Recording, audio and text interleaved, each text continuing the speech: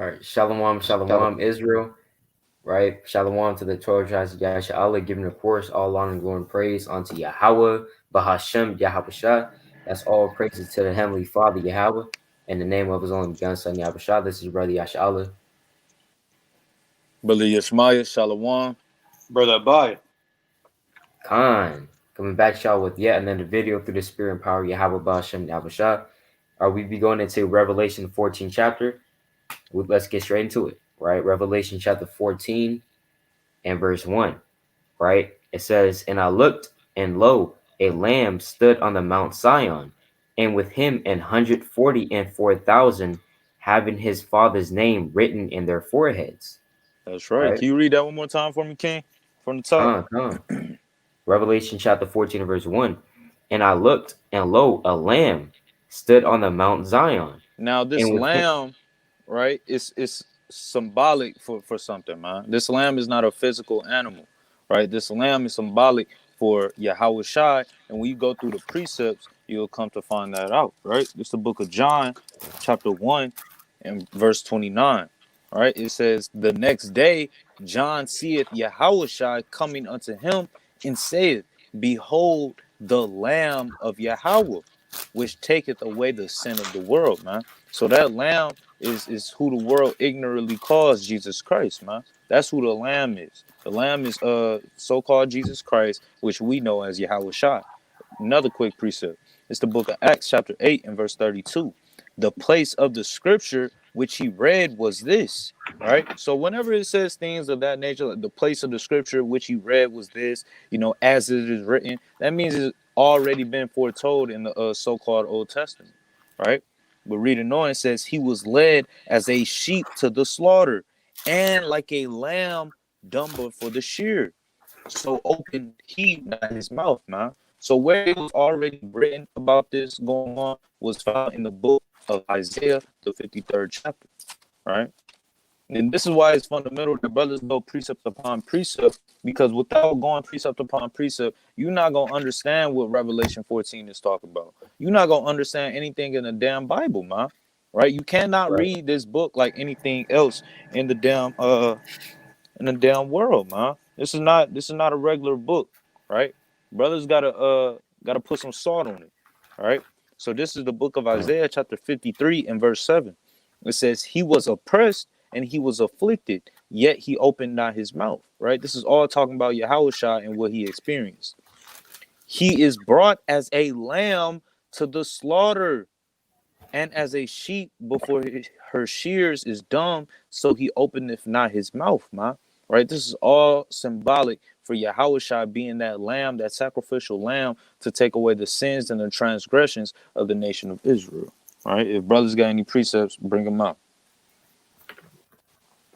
brother kind of got all the precepts. But Khan, you got it, by. Khan. Again, Revelation, you mean, is a vision to reveal that John had, and he's having the same vision that Edris had too, right? Because these prophets, they have the same visions, the same dreams, but in different perspectives, man. Like Daniel and Edris, believe it or not, they had the same dream about the beast. But I want to get this real quick, because like I said in Revelation 14, it says, "And I looked, and lo, a lamb stood on Mount Zion, and with him 144,000, right? That Mount, hey, there's another account. This is a book of Second Esdras, chapter 2. Now I'll start at verse 42. "I, Esdras, saw upon the Mount Zion a great people." Who's that great people? The elect, man, right? "Whom I could not number. They all praise the Lord with songs."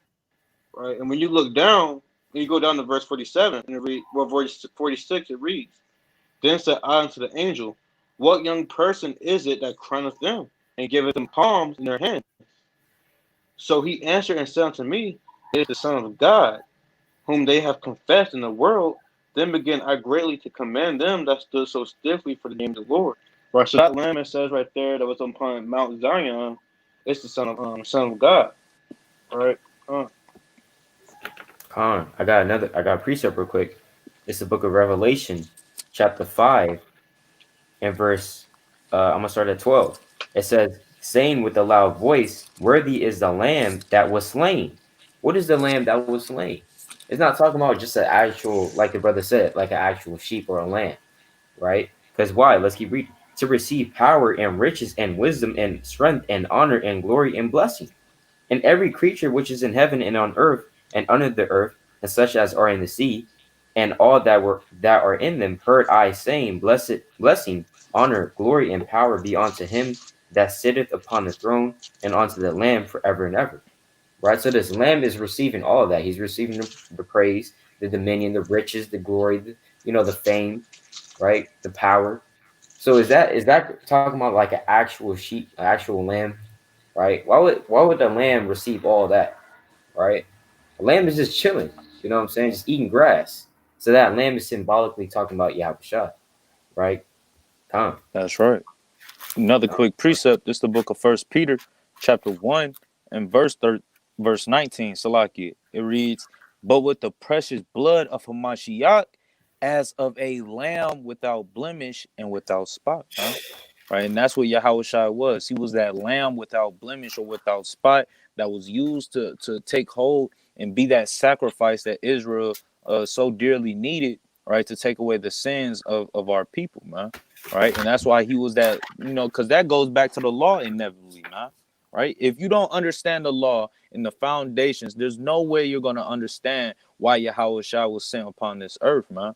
Right, so it's fundamental, and that's a cut to everyone that believes that you don't have to keep the law, man. Right? But go ahead, King. Con. I was just asking, what precept was that? That was First Peter chapter 1 and 19. Con, the water.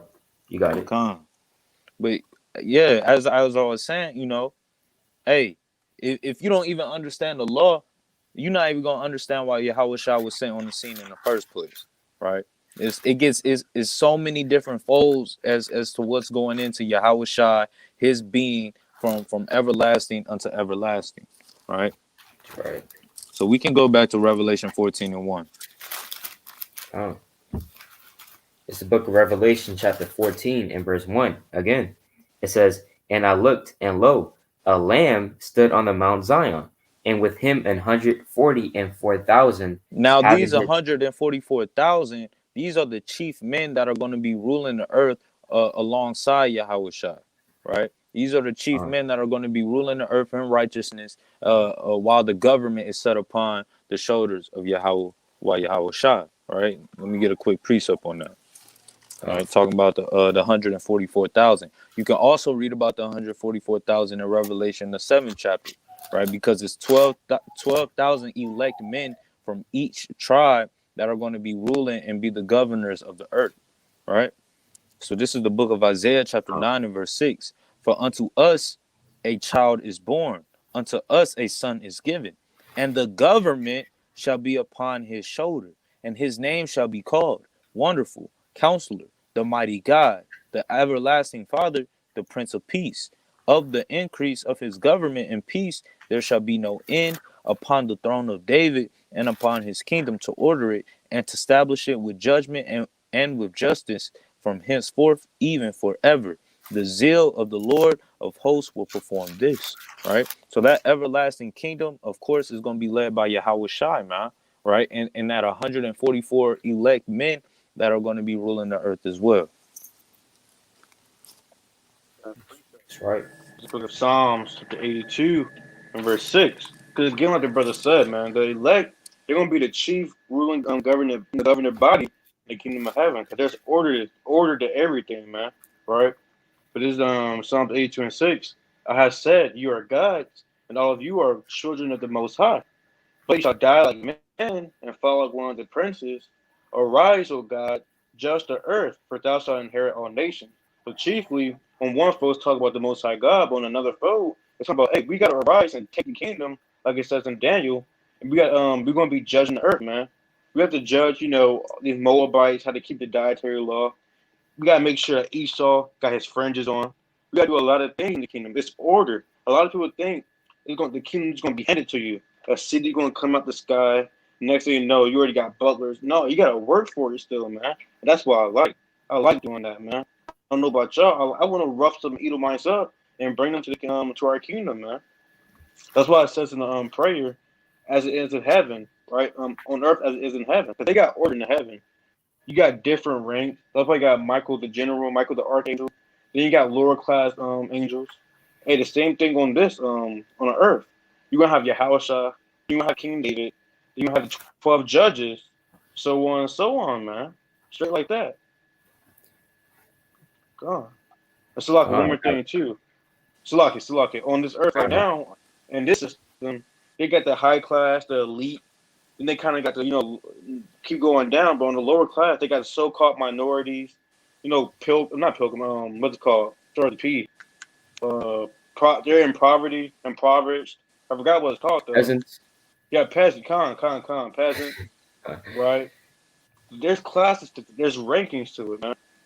Con, Quick point. Right. That's why the Lord also said in the book of Matthew, Salakia King, hey, whosoever teacheth, to break the commandments, he shall be called the least in the kingdom of heaven, right? Roughly paraphrasing, right? So going into what the brother is saying, there's going to be ranking in the kingdom of heaven.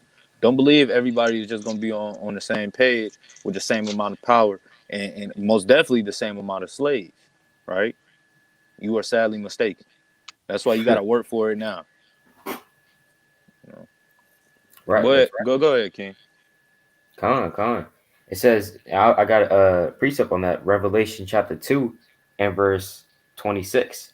And he that overcometh and keepeth my works unto the end, to him will I give power over the nations. And he shall rule them with a rod of iron. As the vessels of a potter shall they be broken in shivers, even as I received of my father. And I'll give him the morning star. So that's Yahweh Shah saying unto his elect, right? The elect men, that if they overcome, they will be able to rule with him, right? And rule these nations with a rod of iron. You know what I'm saying? Sitting on thrones, right? And being restored to their kingly status. You know what I'm saying? That's right. So calm. That's the hierarchy in the kingdom. You know what I'm saying? Calm. Come.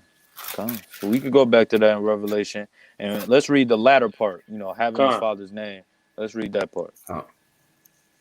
Right. Revelation 14. Uh, can you just want me to start from having his fathers? Or you can read it from the top. All right. Calm. Revelation chapter For flow. 14. Con, in verse 1, and I looked, and lo, a lamb stood on the Mount Zion, and with him 144,000, having his father's name written in their foreheads. Now, is that literal? Do they literally have Yahawah tattooed on their foreheads? Right? Are they breaking the Levitical laws right now? Right? Is this what that's going into? Brothers got to be able to discern, what the scriptures is talking about, man. This is talking about, when they have the Father's name, man, that means they literally live in this truth, man. It's literally them, man. They literally coming in the name of the Father, man. In the name of Yahawah, Yahawashi, right? And they have that great seal, right? So I'm gonna get this precept in Revelation 7, right? Because again, as I said before, you know, reading Revelation 7, you're gonna get a detailed account of how many, and who the elect are being called from, right? And it's 12,000 elect men that are being called from each tribe of the nation of Israel, right? And this is the book of Revelation, chapter 7, and I'm gonna start at verse 2. And I saw another angel ascending from the east, having the seal, right, of the living God. And he cried with a loud voice to the four angels to whom it was given to hurt the earth and the sea, saying, hurt not the earth, neither the sea, nor the trees, till we have sealed the servants of our God in their foreheads, man. Right? So this angel is commanded, not to do any type of destruction, pestilence, famine, anything upon the earth until the 144K have been sealed, man. Right? And it's saying sealed with the seal of the Most High God in their foreheads. So now we got to get precepts on this seal, man. Right? Because we can't have brothers thinking that's a literal seal, man. You know. So this is the book of Ephesians, chapter 1 and verse 13. In whom ye also trusted, after that ye heard the word of truth, the gospel of your salvation, in whom also after that ye believed, ye were sealed with that Holy Spirit of promise, man. So once you came into this truth, the Most High sent the Holy Spirit from on high, right?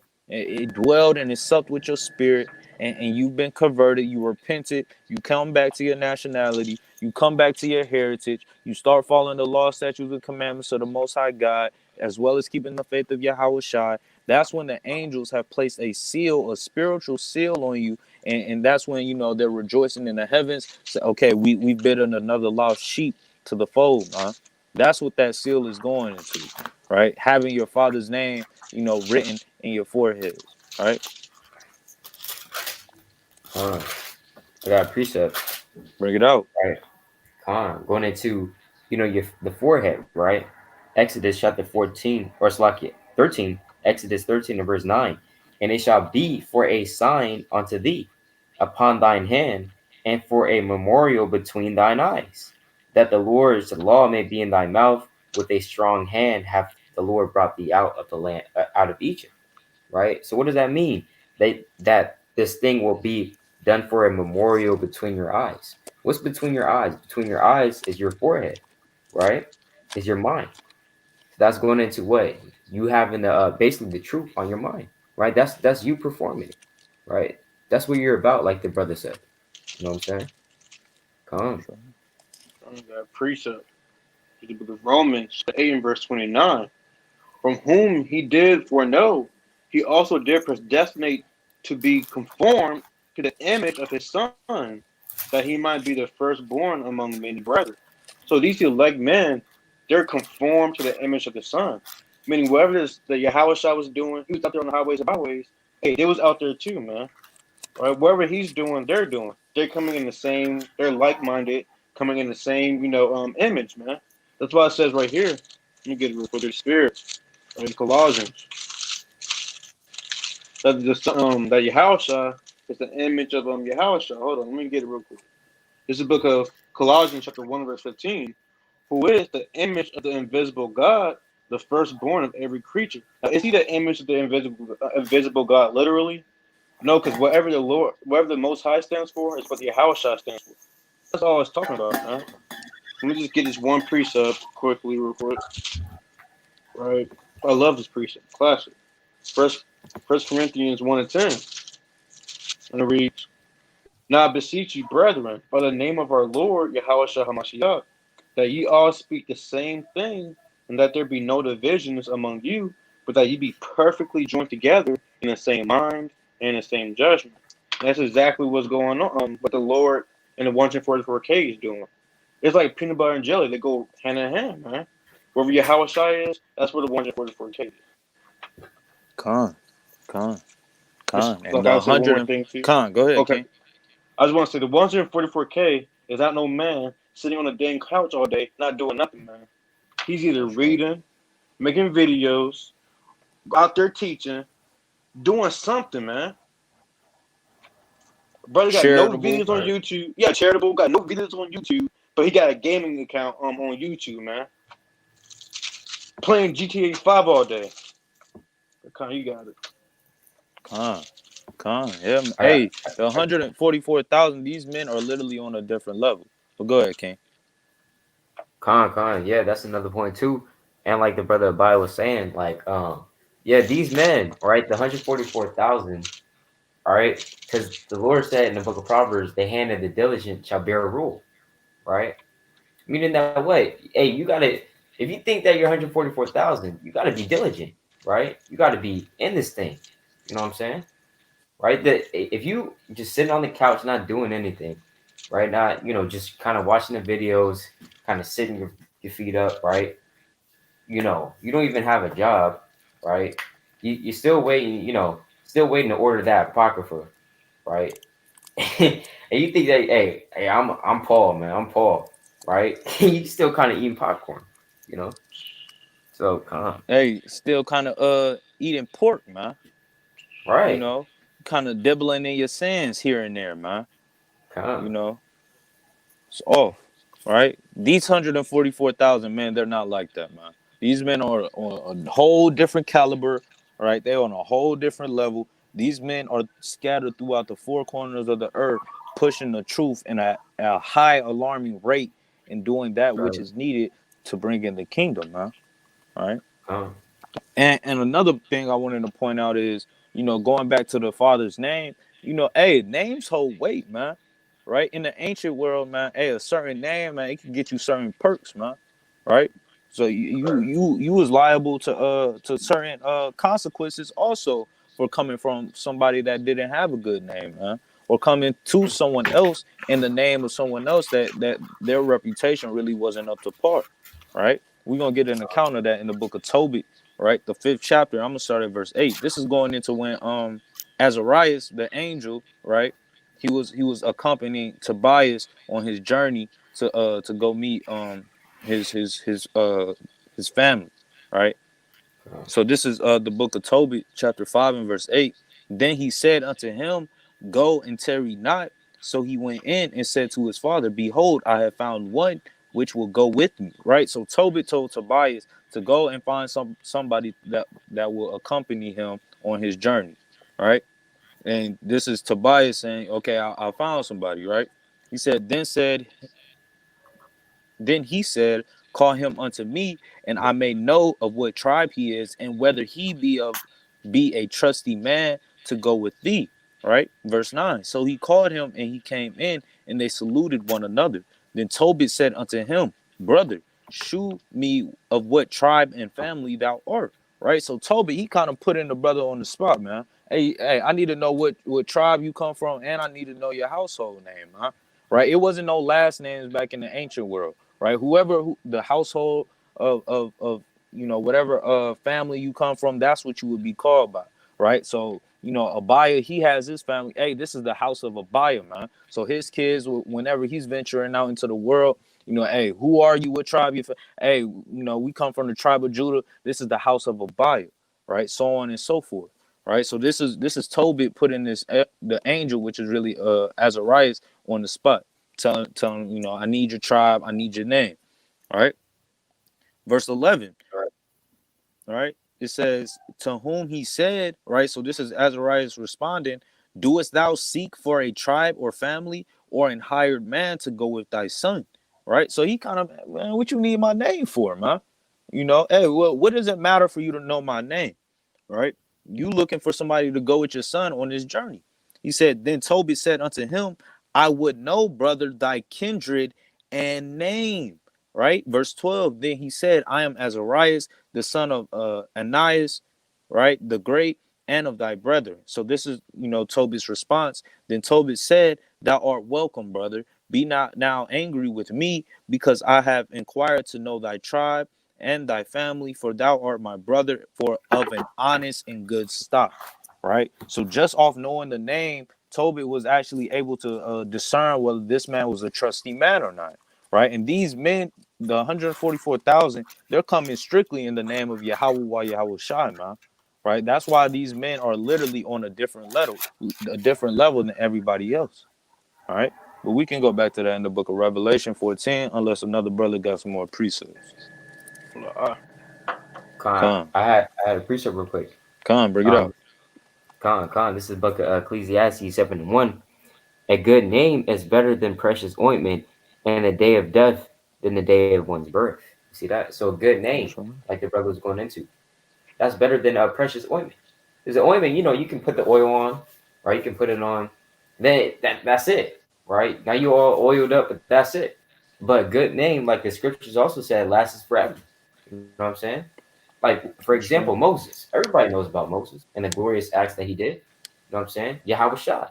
That's a good name right there. You know what I'm saying?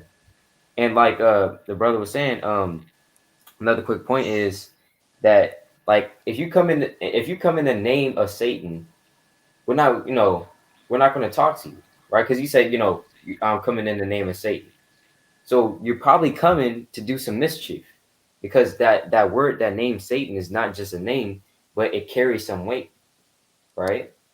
So just like with the Most High, Yahweh, you know what I'm saying? That name, and also Yahweh Shah, it carries weight. You know what I'm saying? Come on, That's right. That's right. come on, come That's on. right. But we can hop back in Revelation 14. Come on. Right. It's the book of Revelation, chapter 14, and verse 2.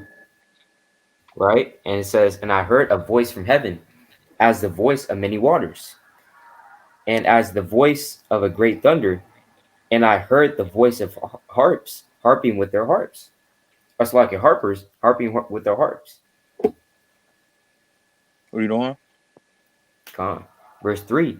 And they sung as it were a new song before the throne and before the four beasts and the elders. And You no see man that? could. It says, and they sung as it were a new song.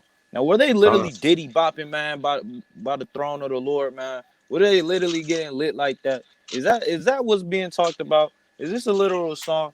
Can someone break this down? Right? This is talking about, the song being these scriptures right here, man. These laws, statutes, Right. and commandments, man. Right? Understanding your nationality and your heritage, man. Understanding where you come from as a people, right? Understand that you're God's chosen people, man. It's a beautiful song to us, man, right? In the 144,000, they're the chief men that are singing this song at a high level, man, right? This is the book That's of right. Psalms, chapter 40 and verse 2. He brought me up also out of an horrible pit, out of the miry clay, and set my feet upon a rock and established my goings. And he hath put a new song in my mouth, even praise unto Yahawah.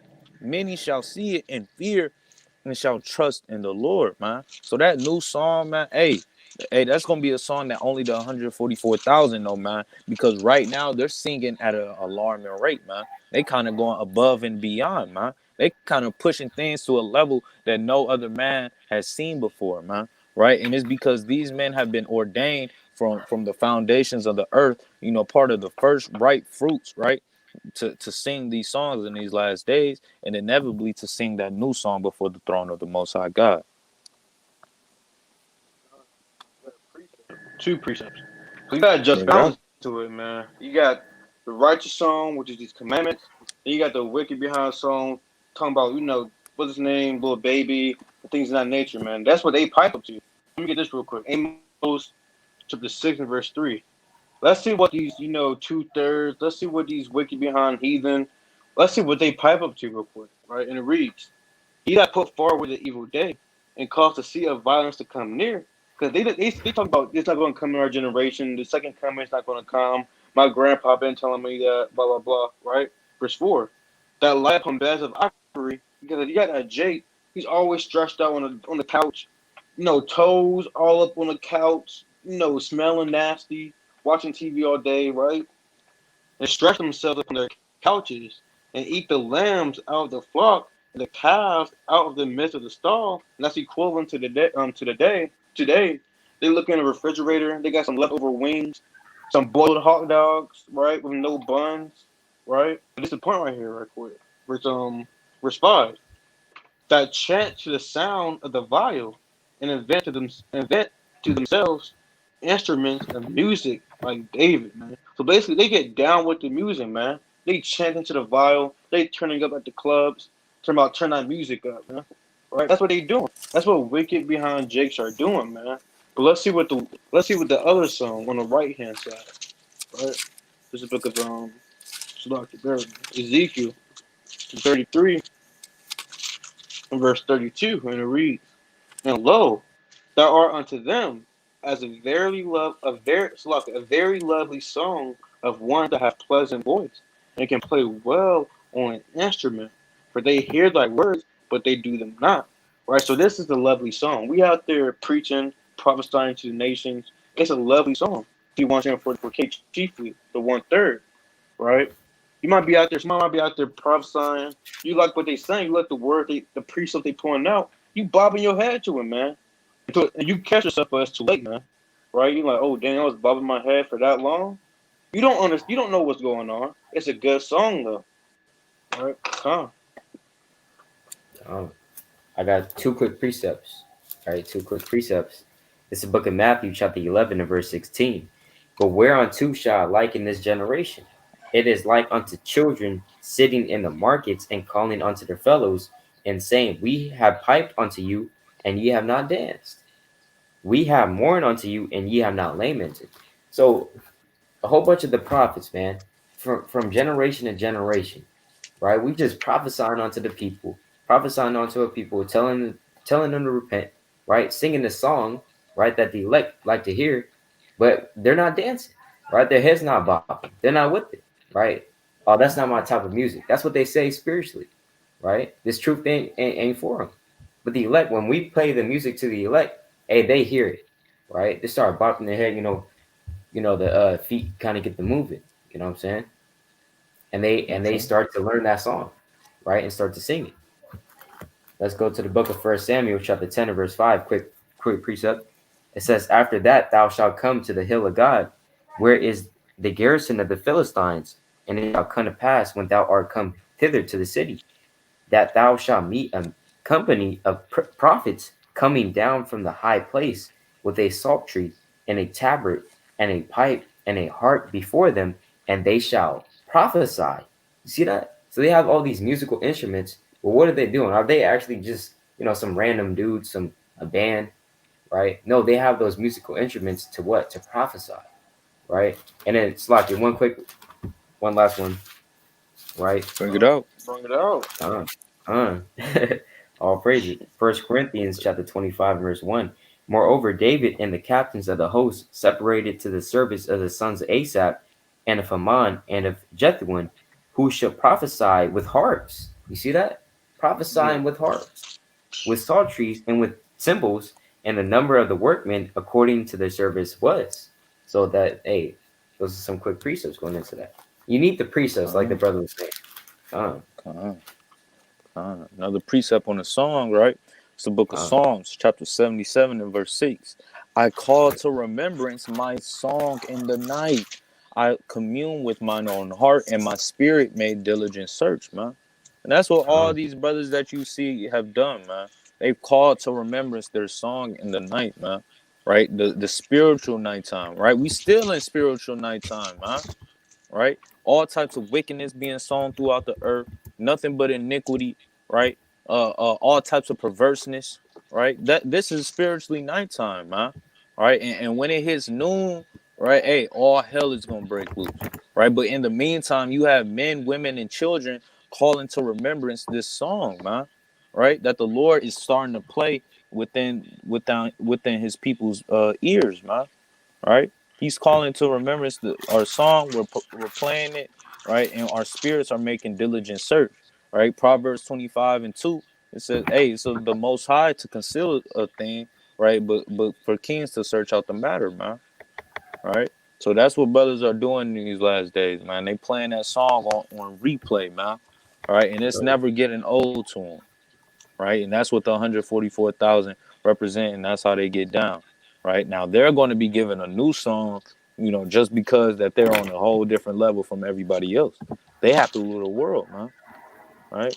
So these men, as we've been saying, they just a different caliber, right? right. And that's the spirit too. Because we was in Edgewood, right in front of the club, prophesying and everything.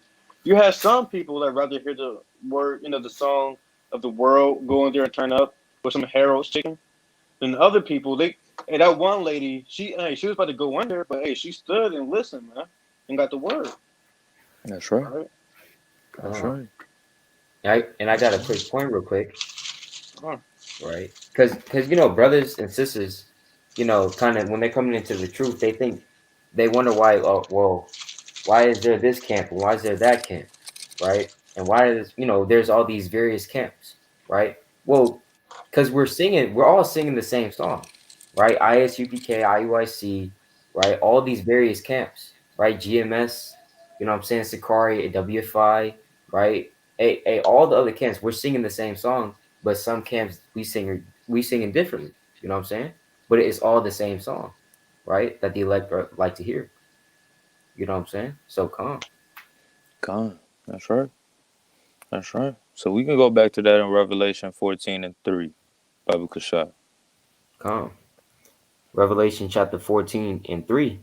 It says, and they sung Slaki, and they sung as it were a new song before the throne, and before the four beasts and the elders, and no man could hear that song but the learn. 144,000 which were redeemed from the earth. Khan. So Um, no man could learn that song but the 144K, man. Nobody. um, Right? And Abaya, did you want to break down the four beasts? Yeah, con. Khan, The break it four down. beasts goes into an angels, man. Right? um, Let me get it real quick. Let me go back. It says Revelation 14:3. And he sung as a renewed song before the throne and before the four beasts and the elders, so you understand the position in the heavens. For this Revelation chapter 4, I'll start at verse 6 and it read I'll start at verse 6 and it reads, and before the throne there was a sea of glass like unto crystal, and that's going to the firmament. Right, let's keep going. And in the midst of the throne and round about the throne were four beasts full of eyes before and behind. The four beasts going to the angels, because the angels have four different faces. Right? Let's keep going. Um, Verse 7. And the first beast was like a lion, and the second beast like a calf, and the third beast had a face as a man, and the fourth beast was like a flying eagle. And for more in depth, you can go to Ezekiel chapter 1. It tells you about that again, too. Verse 8. And the four beasts had each of them 6 wings about him, and they were full of eyes within. And they were, Salaki, let me read that again. And the four beasts had each of them 6 wings, and the 6 wings, you got 2 different angels that we know about in the Bible so far. Angels that have 6 wings are seraphims. And angels that have 4 wings are cherubims. So let me get it real quick. And they have different rankings, man. They have different rankings in the heavens. All right. So this is book of let's prove it though. Isaiah chapter 6. I'll start at verse 1. And it reads, in the year that King Uzziah died, I saw also the Lord sitting upon a throne, high and lifted up, and his train filled the temple. Above it stood the seraphims, right? Now let's go into the same thing, the seraphims, right? Let's see how many wings it has. Each one has 6 wings. With twain, so with 2, he covered his face, and with twain, he covered his feet, and with twain, he did fly. So the seraphims has 6 wings, the cherubim has 4 wings, right? That's right. That's right. And brother got any more precepts on that? Talking about the beast. All right, we broke down the song. We broke down the beast. All right. If brothers don't got more precepts, we can go back to Revelation 14. Come. Revelation chapter 14 and verse 4, right? It says, these are they which were not defiled with women, for they are virgins. I got a precept on that. That's right. Bring it out. Come. All right. So real quick, that's not talking about these men. These 144,000 men are literal virgins, right? That's not what that's talking about, right? Because for example, you got Peter. Peter, he had a wife, right? He's not a virgin. You know what I'm saying? These various prophets, like Isaiah, he had a wife, I believe, right? So like these various prophets and men like Noah, right? He had a wife. So it's not talking about literal virgins, right? Let's get that. It's the book of Proverbs. I'm just pull this one. Proverbs chapter. Where is it at? It's locked here. 6. Proverbs chapter 6 and verse 23. It says, the water Yahawah. It says, for the commandment is a lamp and the law is light, and reproofs of instruction are the way of life. So that's a way of life. You know what I'm saying? The commandments. Verse 24. To keep thee from the evil woman, from the flattery of the tongue of a strange woman. You see that? So the commandments is a light and it guides you to what? Keep you far away from strange women. That strange women is going into what? Other philosophies and doctrines like Islam, right? Buddhism, Taoism, right? Those are strange women. That's strange doctrine right there, right? Khan, you got it. Khan. You got it. Khan. So, like the brother was saying, man, these strange women, right? Throughout the scriptures, brothers got to be able to catch and understand and discern between these similitudes and similes and metaphors that the Lord has put forth, right? Women are compared to, strange doctrine because of their outward appearance being luring to them, man. Right? These doctrines that they have the ability to lure in the masses and to be able to inevitably get over on these people and to suck their power out, man. Right? The same way that a woman can, man. All right, with her looks, right, or with her beauty, man. These strange doctrines are very seducing, right?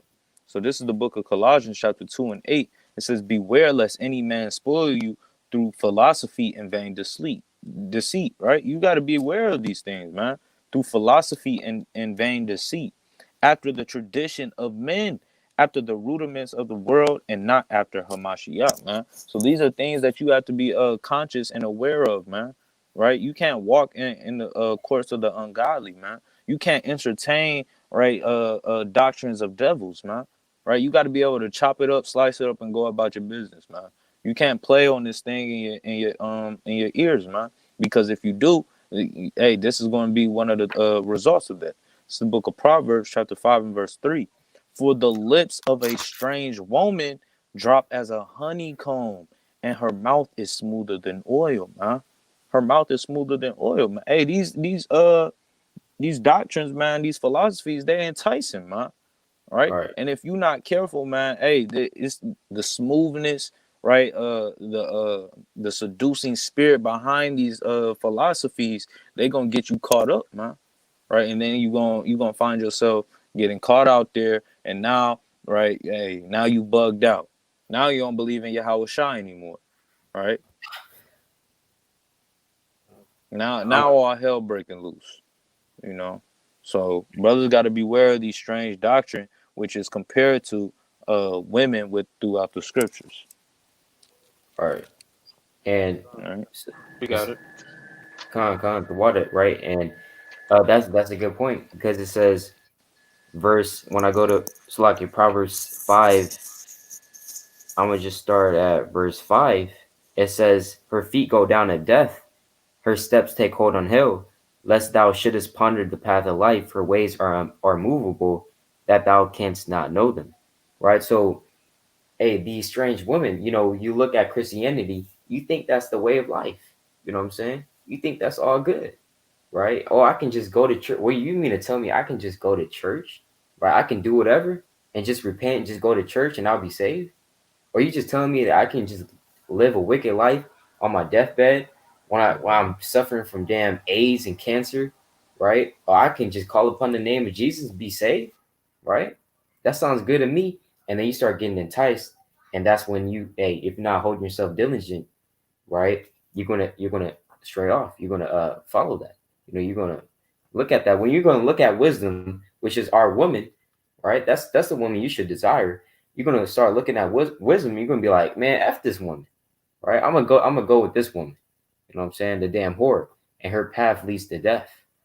All right, come Oh, that's why wisdom is referred to as a woman. The same way wisdom is referred to as a woman is the same way these other philosophies are referred to as a woman. Because on. hey, Right? wisdom is good to look upon too, but these other, for the Yeah. 2/3, these other what's it called, these other philosophies, things in that nature, traditions of man, rudiments of the world. Hey, to the world, they love to look upon it. Smoking weed, they love to dabble into that. Right? Science, they love to. Hey, let me just get it real quick.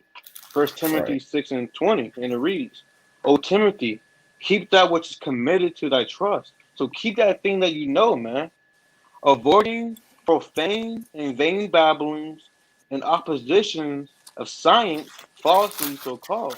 So you gotta avoid these things, man. You gotta avoid science. Talking about we come from monkeys, man. Right? Science is all backwards, man. Wherever the Most High says NASA, what it means to deceive or deceiver in the Hebrew, it says that it's the other thing, man. Right? It's off, completely off. Let me get one more precept. Right? This is the book of Romans, the 12 and verse 2, and it reads, "And be not conformed to this world." So don't be conformed to this world. You listen to the truth. Now, next thing you know, you kind of want to get back into smoking weed. It's enticing you, man. That woman is enticing you. I mean, you got a lot of brethren in this truth that's falling out because of women, man. Right?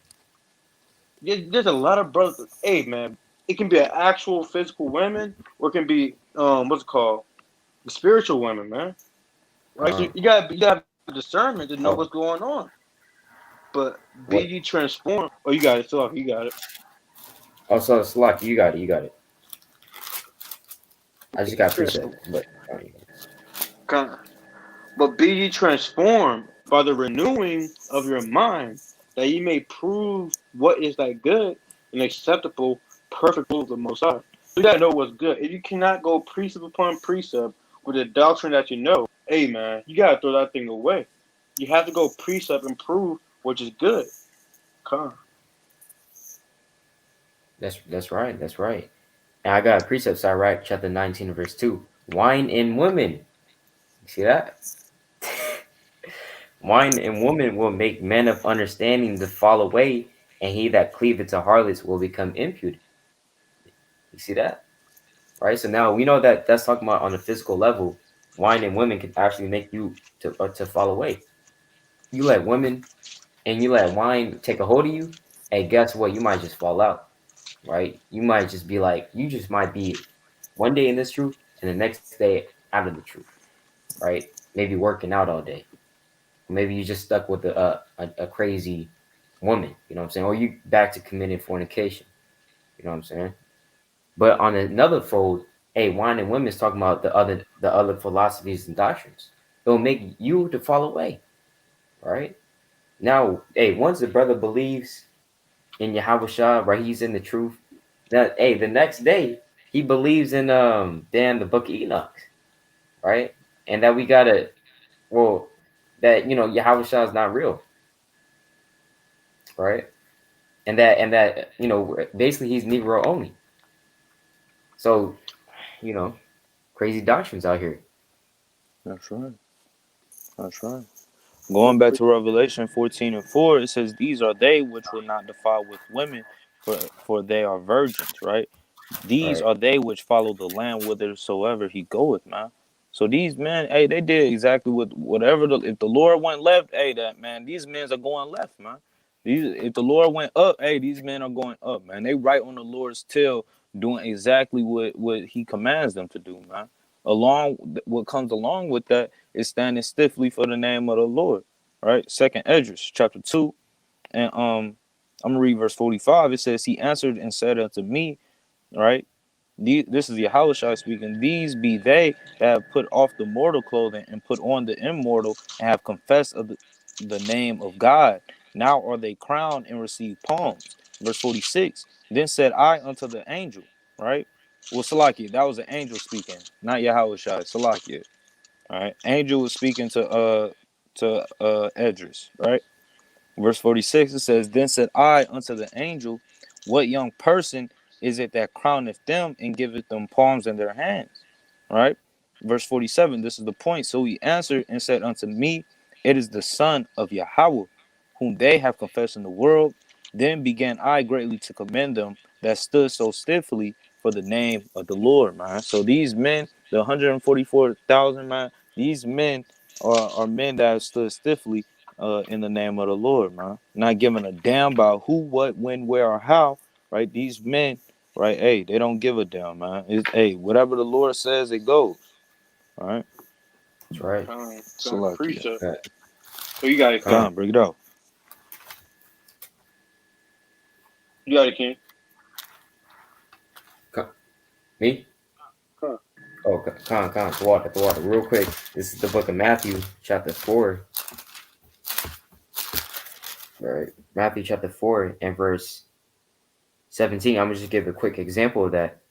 Right. It says, from that time Yahweh began to preach and to say, Repent, for the kingdom of heaven is at hand. And Yahweh, walking by the sea of Galilee, saw two brethren, Simon called Peter, and Andrew his brother, casting a net into the sea, for they were fishers. And he saith unto them, Follow me, and I will make you fishers of men. So Yahweh, he was walking by the sea, and he saw the two brothers, Simon and Slakia, Simon and Andrew. They were fishing, right? That was their occupation. They were fishers. And so Yahweh, he said, Look, hey, you probably called them, Simon and Andrew. I'll make you fishers of men. Right? Let's see what happened. Let's see if Peter and Andrew kind of looked over and kind of said, Man, who the hell are you? Right? Let's see what they said. Verse 20. And they straightway left their nets and followed him. Straightway left their nets. Meaning they just dropped it. Right? Hey, we gotta go. Yahweh Shah's calling. Right? Now they didn't know that was Yahweh Shah, but in their spirit they knew, because they followed the Lamb whithersoever he goes. Right? You see that? So calm. Hey, like the brother was saying, hey, they stood stiffly for the Lord, man, and following whatever Calm. where the Lord is at. This is the book of Esther chapter 3 and verse 4, man. Let's see what Mordecai did. Now it came to pass when they spake daily unto him. Now I want to start. No, I'm gonna start verse 2. Esther chapter 3 verse 2. And other king's servants that were in the king's gate bowed, right, and reverenced Haman, for the king had no commandment concerning him. But Mordecai bowed not, nor did him reverence.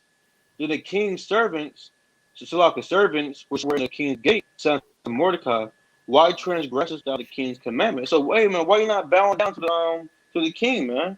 Let's see what Mordecai did. Did Mordecai fold? Did he lose his faith? Let's see what Mordecai said, man. Verse 4. Now it came to pass, when they spake daily unto him, and they hearkened not unto them, that they told Haman to see whether Mordecai's matter would stand. So every day they're asking, "Hey, are you going to bow down to the king?" Every day they're asking Mordecai, "Are you going to bow down to the king?" And they went to the king, man, about it, right? For he had told them that he was a Jew. Hey, man, he said, "I'm not bowing down because I'm a Jew, man." Straight like that, right? Mordecai wasn't messing around with them. Right? Come on. That's right. That's right. That's a mighty account, man. Hey, brothers should be striving to be like Mordecai in this thing, man. That's right. You know. So we I got can one go more back precept. to the Khan. Bring it out. Come on, this book of Psalms, chapter 1, this book of Psalms, chapter 116, verse 15, and reads, "Precious in the sight of the Lord is the death of his saints." Straight like that, because you have a lot of people standing firm for this truth, not bowing down, and they're going to get put to death. And the Lord loves that. It's precious in his eye, man. Precious in his sight. Come on, man. And you can Salaki, and you can even read about that in the Maccabees as well, man.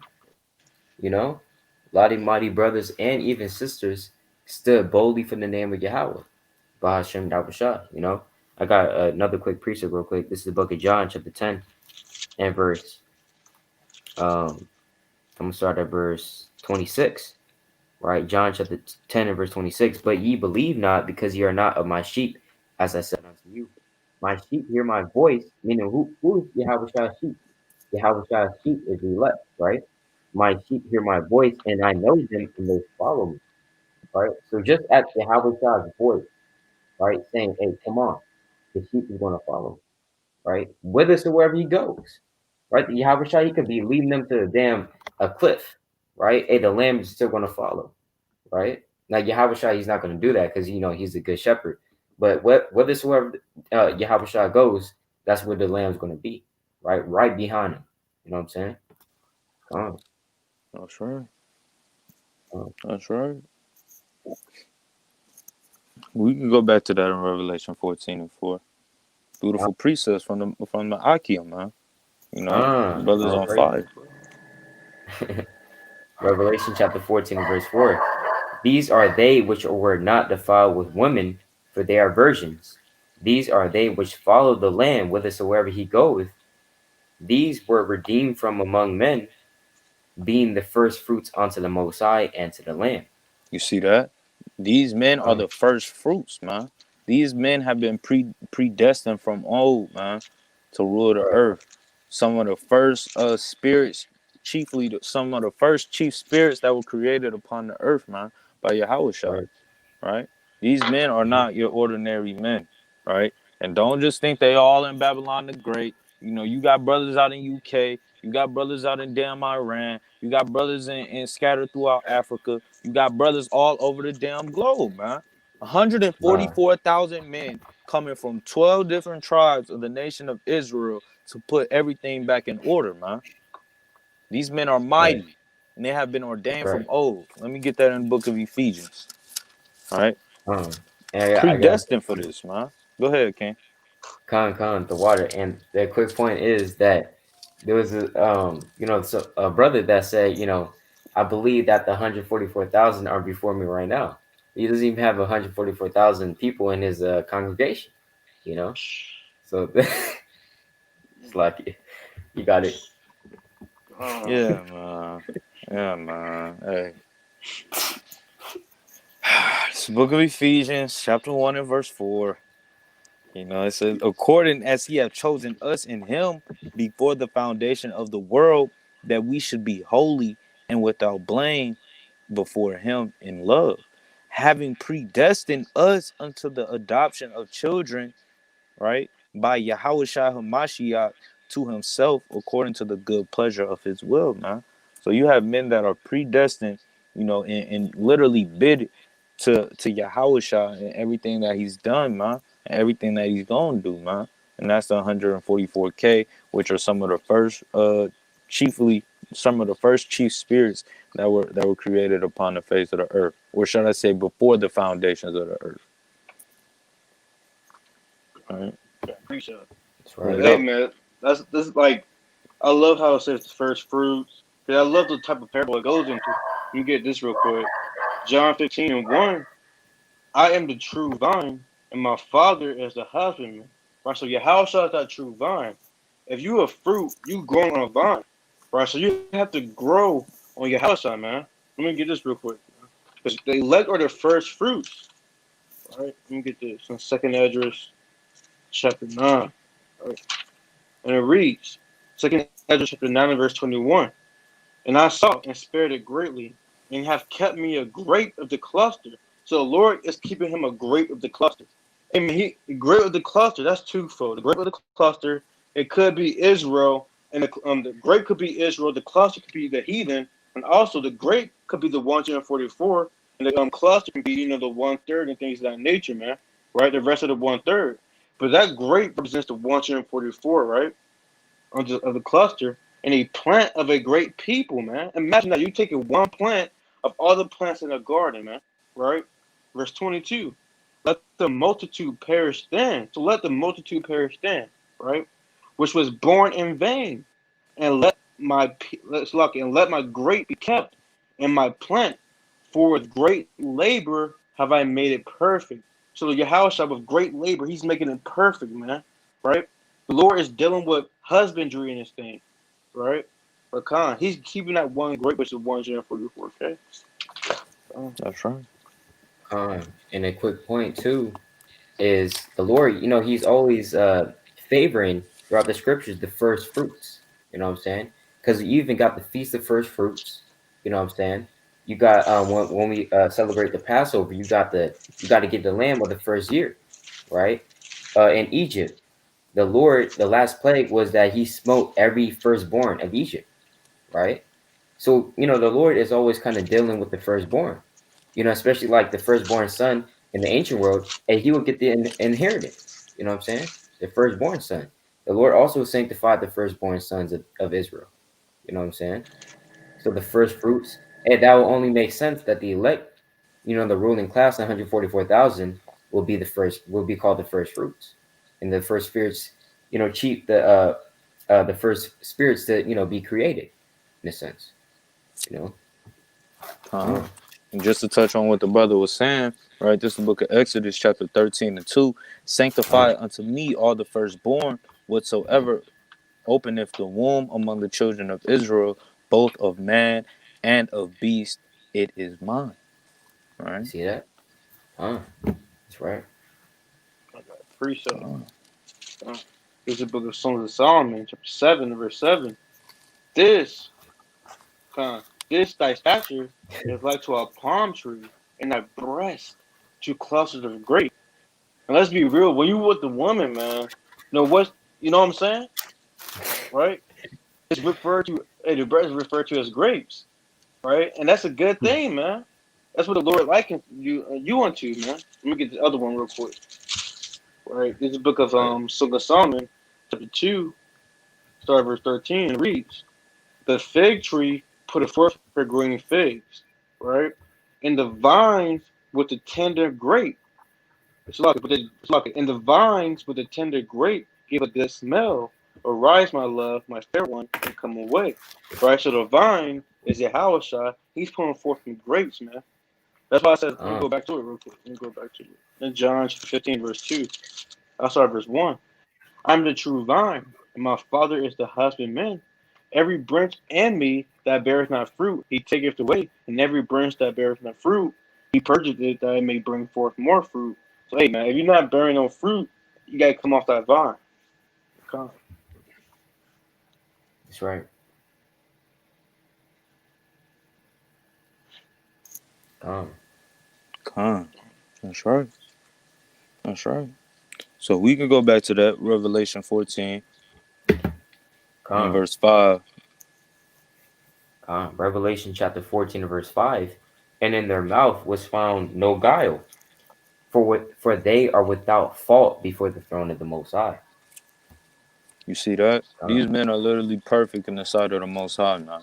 We understand, of course, everybody's righteousness is but a filthy rag, but the 144K, as we've been saying this entire, video, these men are just on a different level, man. Whenever they go off, they repenting immediately. Whenever, hey, Right. these men are constantly occupied in the law, statutes, and commandments, man. These Right. these brothers are putting forth righteousness and striving for perfection, man, on a whole different Right. level. Right. This is the book of First John, chapter 3 and 9. Whosoever is born of Yahawah doth not commit sin, for his seed remaineth in him, and he cannot sin because he is born of Yahawah, man. So these men are literally born of the Most High, man. These men cannot sin, right? Of course, we understand that no man is perfect, all right. No man, has fully obtained, but these men have been, hand selected, man. These men put on righteousness. Let me get that precept. All right. Book of Con. Job, right? Chapter 29. I'm gonna read verse 14. I put on righteousness and it clothed me. My judgment was as a robe and a diadem, man. You see Mm-hmm. that? So these men have put on righteousness and they're keeping their righteous garment clean, man.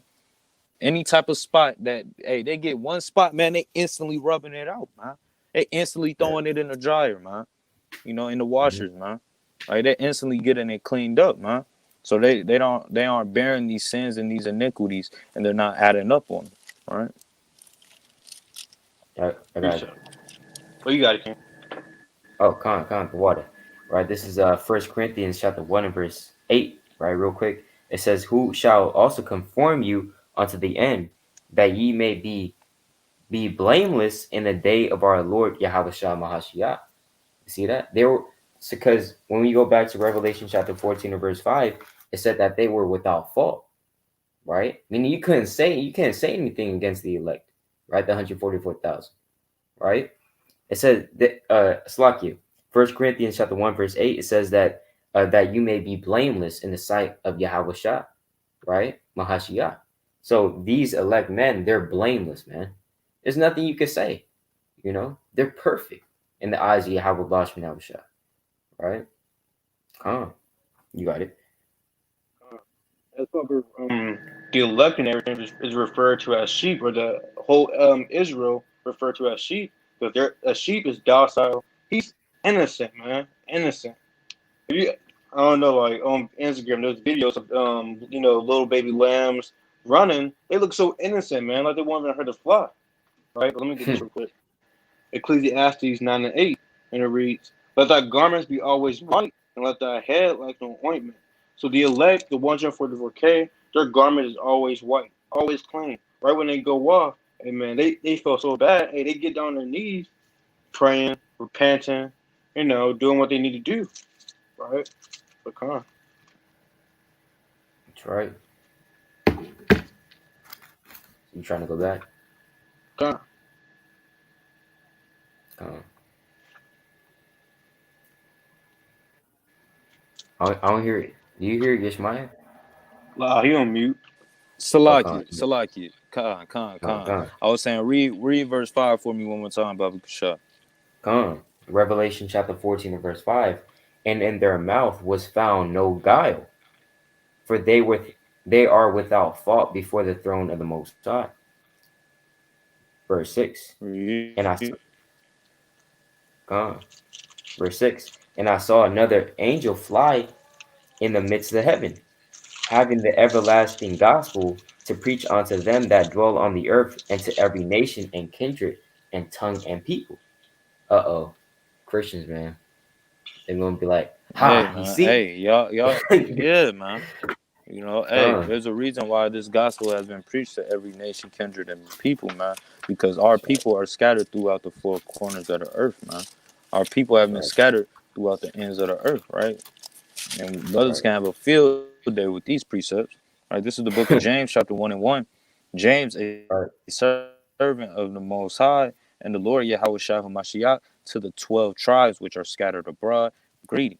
Right? So, hey, the 12 Mm. tribes are literally scattered, huh? Throughout the four corners of the earth. All right. Another Right. precept, this is the book of Tobit. All right. So, like it, bear with me. Book of Tobit, chapter 13 and verse 3. It says, confess him before the Gentiles, ye children of Israel, for he hath scattered us among them, man. Right? So, hey, we're Mm. scattered throughout the four corners of the earth among the Gentiles, man. Right? I got a precept real You quick got so it, I King. can this this is the book of Acts chapter 2 and verse 5, right? The water. It says, and there were dwelling at Jerusalem Jews, devout men, out of every nation under heaven. So you got Jews, you got Israelites under every nation under heaven, man. Right? So that's why the gospel needs to be preached in all nations, you know, because we're scattered in every nation. That's what Christians don't, understand, man. Like, see, every nation, every tongue, every country. This was the First Peter, chapter 1, and verse 1. And it reads, Peter, an apostle of Yahawashi HaMashiach, to the strangers scattered throughout Pontus, Galatia, Cappadocia, Asia, and Bithynia, man.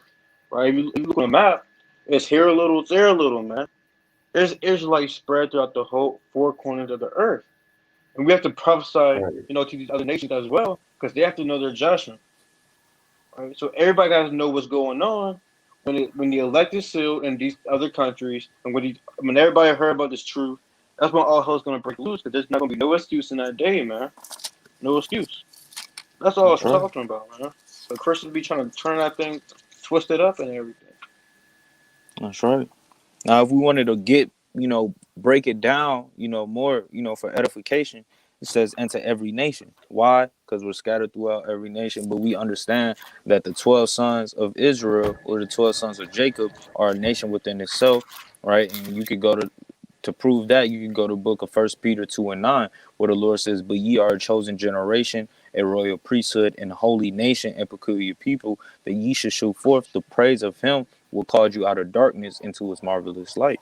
Right? So, hey, you wanted to go into the nation, we got you on that, right? It says, and kindred.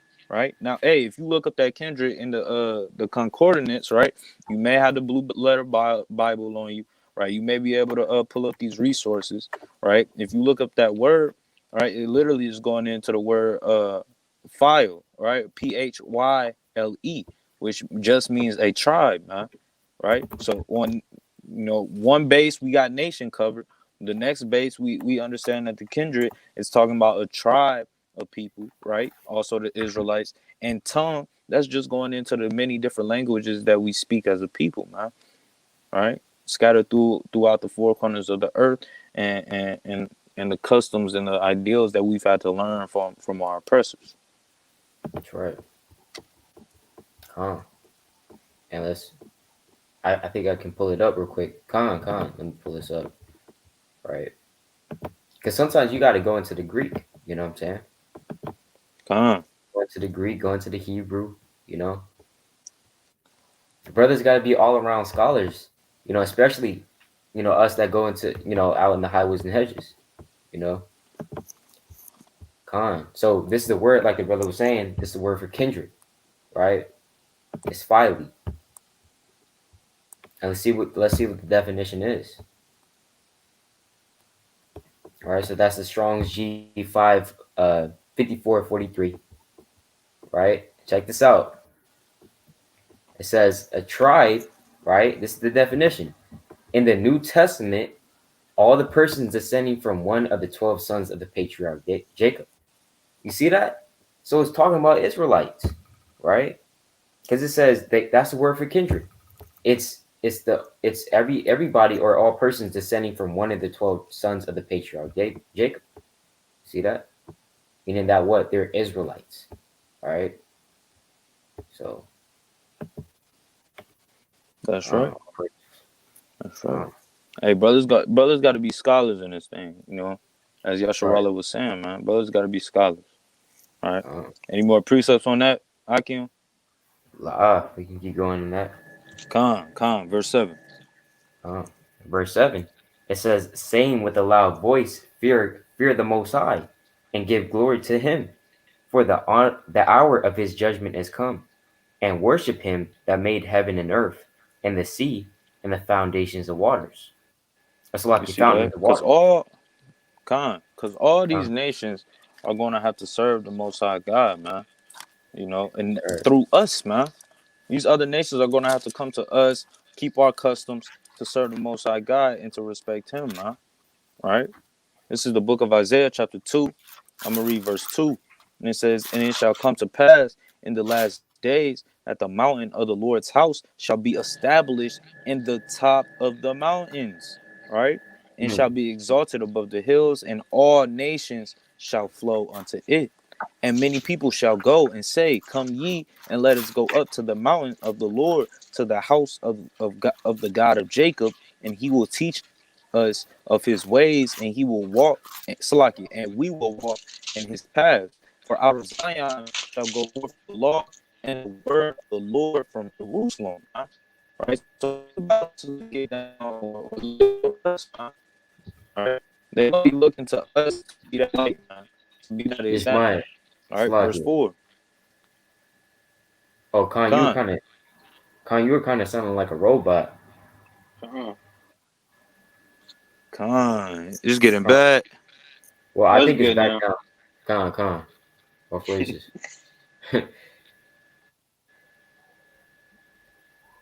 Salaki, am I good? Khan, you good? Con. Con. So verse 4 it says, and he shall judge among the nations and shall rebuke many people, and they shall beat their swords into plowshares and their spears into pruning hooks. Nation shall not lift up sword against nation, neither shall they learn war anymore, man. All right, so it's gonna be everlasting peace, but hey, the nations are gonna have to look to us for everything. That's right. Con. I got to Yeah, preach it real preach it. quick. Oh, you got it, King. Okay. The water. It's the book of Philippians, chapter 2, real quick. Verse 9. Wherefore the Most High also have highly exalted him. Him is going into Yahushua, right? And given him a name which is above every name, that at the name of Yahushua, oh damn, every knee should bow of things in heaven and things in earth and things under the earth, and that every tongue should confess that Yahushua Mahashiach is Lord, to the glory of God the Father. See that? So, hey, every knee is going to have to bow, man. Right?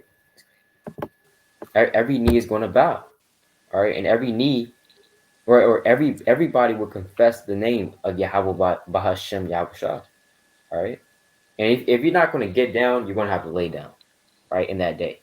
Didn't the Lord say in the book of Luke, chapter 19, verse 27, but those mine enemies, which would not that I should reign over them, bring hither and slay them before me, right? That's right. That's a prophecy, man, right? That's going to be put into effect when the kingdom comes, right? The Edomites kind of bucking up, being rebellious slaves, kind of being the Edomite Nat Turner, right? The Edomite version of Nat Turner, man. You're gonna be put to death. All right, come on, That's right. Con. come on. Preach it. Book of Daniel, chapter 7, verse 27, and it reads, in the kingdom and dominion and the greatness of the kingdom under the whole heaven shall be given to the people of the saints of the Most High, whose kingdom is an everlasting kingdom, and all dominion shall serve and obey him. So all these other nations are going to serve him, serve the Yahweh Bahasham Yahweh Shah, bow down to him, right? And they gotta serve the Israelites too, man. They got to serve, hey man, they gotta bow down. They gotta deal with it, man. Right, because Come That's on, right. man. Come on. Quick precept. It's the book of Zechariah, chapter 8 and verse 23. Thus saith the Lord of hosts, in those days it shall come to pass that 10 men, and that's an infinite amount, right? We understand that 10 throughout the scriptures is just a number of completion. All right. 10 men shall take hold out of all languages, right, of the nations, even shall take hold of the skirt of him that is a Jew. saying, "We will go with you, for we have heard that Yahawah is with you, man." All right, so they're gonna be clinging on to us, Right. man, clinging onto the skirts of our garments, man. All right, just because they've heard that we're Jews, or certain men, all right, and they're gonna want to cleave, man. Con. All right, That's right. but if brothers don't got any more on that, we can go back to Revelation. Con. Con. But Revelation chapter 14 and verse 8, and it reads, "And there followed another angel saying, Babylon is fallen, that great city, because she made all nations drink of the wine of the wrath of her fornication." You see that? And Babylon has to fall, man. All right, you've Right. been in this truth for a while. Hey, maybe you haven't. If you didn't know, America spiritually is known as Babylon the Great, man. The Right. great whore, the harlot of the earth, and it must be destroyed with thermonuclear fire, man. It has to happen, right? Right. And it's going to happen, man. The Lord's words do not return unto him void. All right, these Right. things will happen, and that's why you read about. It says, read that one more time for me, King. Revelation 14 and 8. Revelation 14 and 8. "And there followed another angel saying, Babylon is fallen, that great city, because she made all nations drink of the wine of the wrath of her fornication." You see that? Babylon is going to fall because of the wickedness that is portrayed throughout the earth, man. Throughout the seducing spirits that it is leached on to and latched on, Salakia, to these other nations. Right? Brothers Right. was saying earlier, man, hey, you don't see the so called African man, right, following his own customs. You see him, decked head to toe in a suit, man. Suit and a tie. Hmm. Where's his African garments? Same thing with the so called Chinese man. Right? Same thing with all these other nations, man, right? Right. A couple days ago, we had this wicked ass holiday, man. Yeah. You know, hey, you got Africans and Ethiopians. Hey, man, this is not your damn custom, man. But you celebrating white damn Jesus. That's not even his damn man. We're not even gonna get into that, man. All right, but this is the book of Revelation, chapter 17, and verse 1. It says, "And there came out one of the seven angels which had the seven vials, and talked with me, and saying unto me, Come hither, I will shew unto thee the judgment of the great whore that sitteth upon many waters," man. Right? And that great Right. whore is Babylon the Great. Verse 2, "With whom the kings of the earth have committed fornication, and in the inhabitants of the earth have been made drunk with the wine of her fornication," man. Right? So America has literally gotten all these other nations drunk off of their wine, man. Drunk off their philosophies, drunk off of their sciences, drunk off of their customs, drunk off of Right. everything that you see in the society, man. All right. That so-called American dream. That's why America is that, it's the land of confusion chiefly, but it's like a melting pot, man. You see any and all types of people here, man. All right. That's it on that. I got a precept real quick about what you were saying, and a quick point too, because like these nations, man, they come over here and they start, like after living here for a year, that spirit of Babylon hops on them. You know what I'm saying?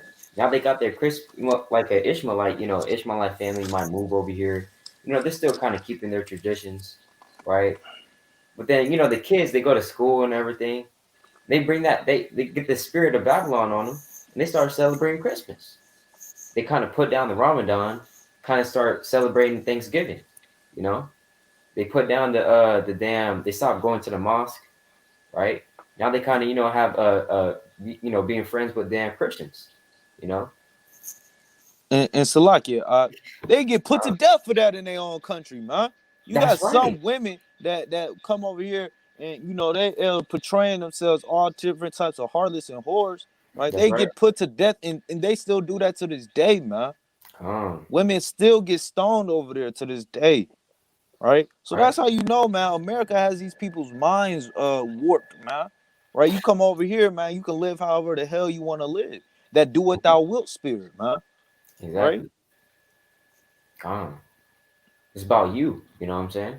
Babylon is all about you. You know, Con. I got so let me just bring this out real quick. This book of Salaki, not Revelation. Habakkuk chapter 2 and verse 15. Right? It says, woe unto him that giveth his neighbor drink, that putteth thy bottle to him, and makest him drunken all also, that thou mayest look on their nakedness. You see that? So that's Esau right there. You know, he takes the damn spiritual drink, his spiritual doctrine and philosophy, and he gives it to the nations, right? Makes them drink it, you know, and so he can lick on their nakedness, so they can be drunk. You know what I'm saying? Now you got people in the damn Philippines celebrating Christmas. What the hell? The damn Philippines, right? So you know he's making the whole earth drunk. You know.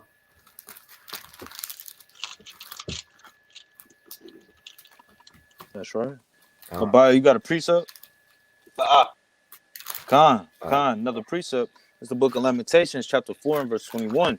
Rejoice and be glad, O daughter of Edom, that dwellest in the land of Uz. The cup also shall pass through unto thee. Thou shalt be drunken, and thou shalt make thyself naked. Right? Hey, all you Edomites, man, you might have an Edomite that comes across this video, man. Live it up, man. This is your heaven. Live it up. I promise you. Hey, it's not going to get no better than this, man. I promise you it's not. Go ahead, live it up. Do what you need to do. Run your checks up. You know, hey, oppress and destroy as much as you can, because that's what you do, right? All you Edomites, right? Live it up, man, because this is your heaven, right? But best believe that that same cup will pass through your hand, and you will be drunk in the same way that you have made all the other nations drunk, man. Verse 22, the punishment of thine iniquity is accomplished, O daughter of Zion. He will no right, more carry thee away into captivity. He will visit thy iniquity, O daughter of Edom. He will discover thy days. He will discover thy sins, man. So the sins of the Edomites, your sins will be discovered, man. Right? There's no hiding from it. You're gonna have to deal with it. right. got And precept. You Come, got bring it him. up. oh, You got Salaki, it. I was just I was just Salaki. Yeah, I just had a quick point. You know, going into that because you know Babylon, you know, is a damn pervert, man. You know, it's a damn harlot. You know, these whores like to get you drunk. You know what I'm saying? So they can do whatever to you. You know, kind of jack you up, steal all your money. You know what I'm saying? That's what they do, right? Kind of get you drunk. You know, so that's what Babylon does, right? And Khan, you got it, Abaya. Go to Jeremiah, just 51 and verse 6, and it reads, flee out of the midst. Did you already bring this one out? No, I was just about to bring that out though. Wait, Khan, you got it. That's the Okay. spirit. Yeah, Flee out of the midst of Babylon, and deliver every man his soul. Be not cut off in her iniquity, for this is the time of the Lord's vengeance, and he will render unto her a recompense. Right? Verse 7. Babylon has been a golden cup in the Lord's hand. So hey, so the Lord got the yan, right? The yan is Babylon. Got the wine in the golden cup, right? He's doing this with the cup, man. Stirring it around, giving it to the Moabite over here, giving it to the Ammonites, right? He's just giving it to everybody. Everybody getting drunk, right? It's uh, like Lord's hand that made all the earth drunken. The nations have drunken of her wine, therefore the nations are mad. Man, you got Ishmaelite and Jake fighting over the damn last turkey for Thanksgiving, man. Because they drunk off that wine. They don't know what's going on. Right? At my school, there was an East Indian girl, at first, she was keeping the law that she was supposed to do. She was keeping the law. Next thing you know, I mean, she kind of in the world now, man. She kind of drunk off that wine, right? But come on, man. Hey, man. The nations are drunk. The nations are confused. Let me get this real quick, man. Let me get this real quick. This is the book of Isaiah. Man, this is City of Confusion, Isaiah 24 and 10. And it reads, the city of confusion is broken down. So this is the city of confusion, man.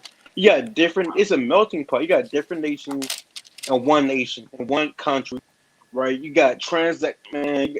Hey, man, this place is drunk. This place right. got to go, man. Come on. Con, con. And before we go back to Revelation, I just had a quick precept going into Babylon the Great. You know how wicked it is. Because let's go to the book of Habakkuk, chapter 2, and verse 5. All right, Habakkuk 2 and 5. It says, "Yea, also because he transgressed by the wine." See that? That's Esau. He transgressed by wine, right?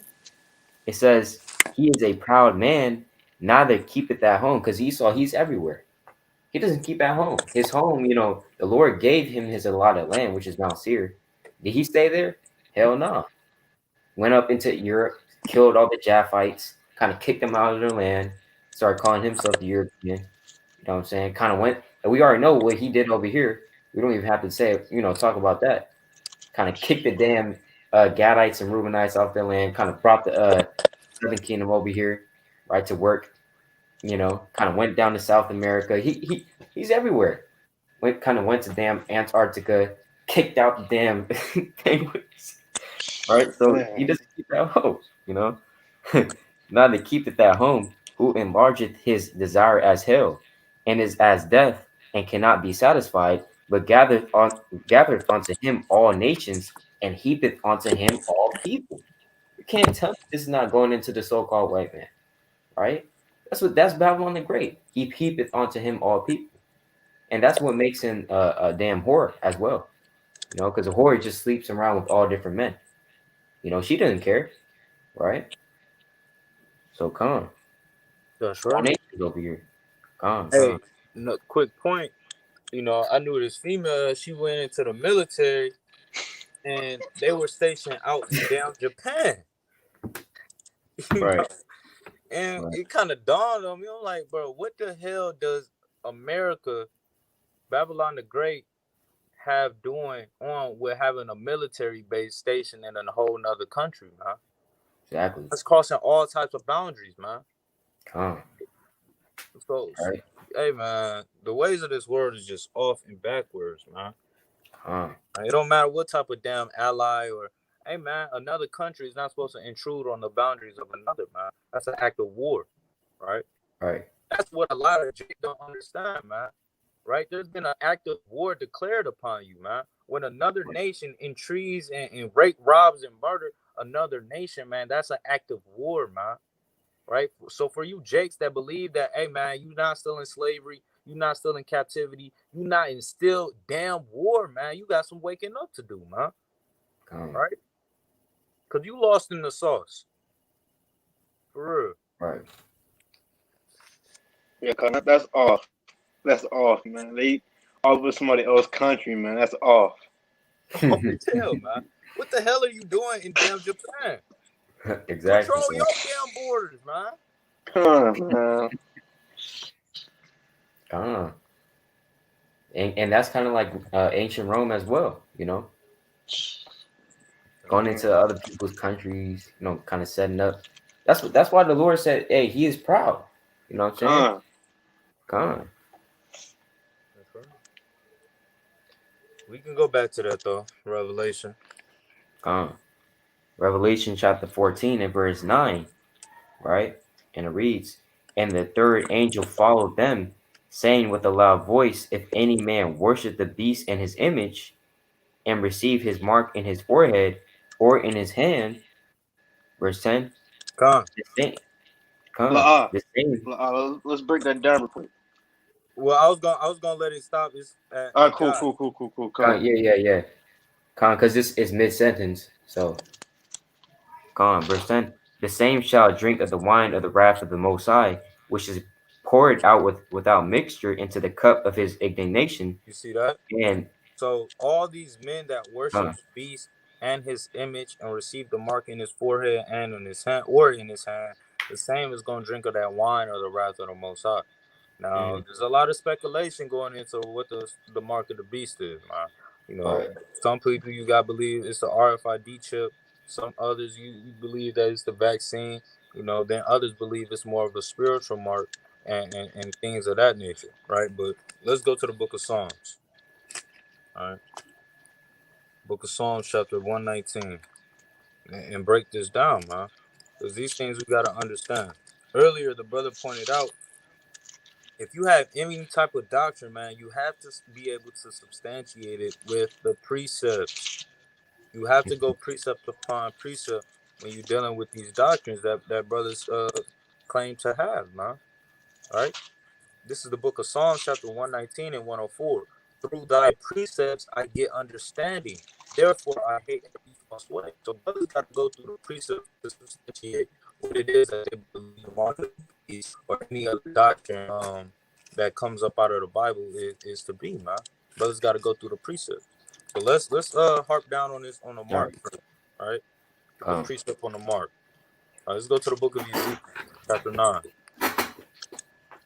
right. Ezekiel 9 and verse 4. All right. Is this an actual mark? Let's find out. This is the book of Ezekiel, chapter 9 and verse 4. And the Lord said unto him, go through the midst of the city, through the midst of Jerusalem, and set a mark upon the foreheads of the men that sigh and that cry for all the abominations that be done in the midst thereof. All right. So is the angel literally going through with a damn pen and he's kind of licking the pen and he puts an X on this man's forehead. He goes on to the next brother. He says, not this brother. You know, he kind of skips him, and then he licks the pen again. He puts an X on that brother's forehead. No, man. It's a spiritual mark, man. It's a spiritual sign, right? Right. It's not a physical sign, right? Let's go to the book of Deuteronomy. All right. Let's go through the precepts to substantiate what this mark or what this seal is dealing with. All right, this is I the book got a of precept. Deuteronomy, chapter 11 and verse 18. It says, therefore shall ye lay up these my words in your heart and in your soul, and bind them for a sign upon thy hand or upon your hand, right? That they may be as frontlets between your eyes, man. Right? Now, are you literally, getting a tattoo of all the law, statutes, and commandments, right, on your hand? Are you doing that in between your eyebrows? No, man. It means, hey, why is it at your hand? Because your hands are putting forth work, man. You do things, you pick up things with your hands, man. That's gonna bring forth your works. And when it's your mind, man. Hey, it's second nature to you, man. Right? That's what this mark or this seal is. So whoever has that mark or the seal of the beast, man. Hey, you're literally putting forth the wickedness, or you're looking up to the image of Babylon the Great, right? You bowing down to the philosophies, right? You have these things Right. embedded in you, and you haven't repented and submitted yourself unto the righteousness of the Most High God, right? So brother can get in on that.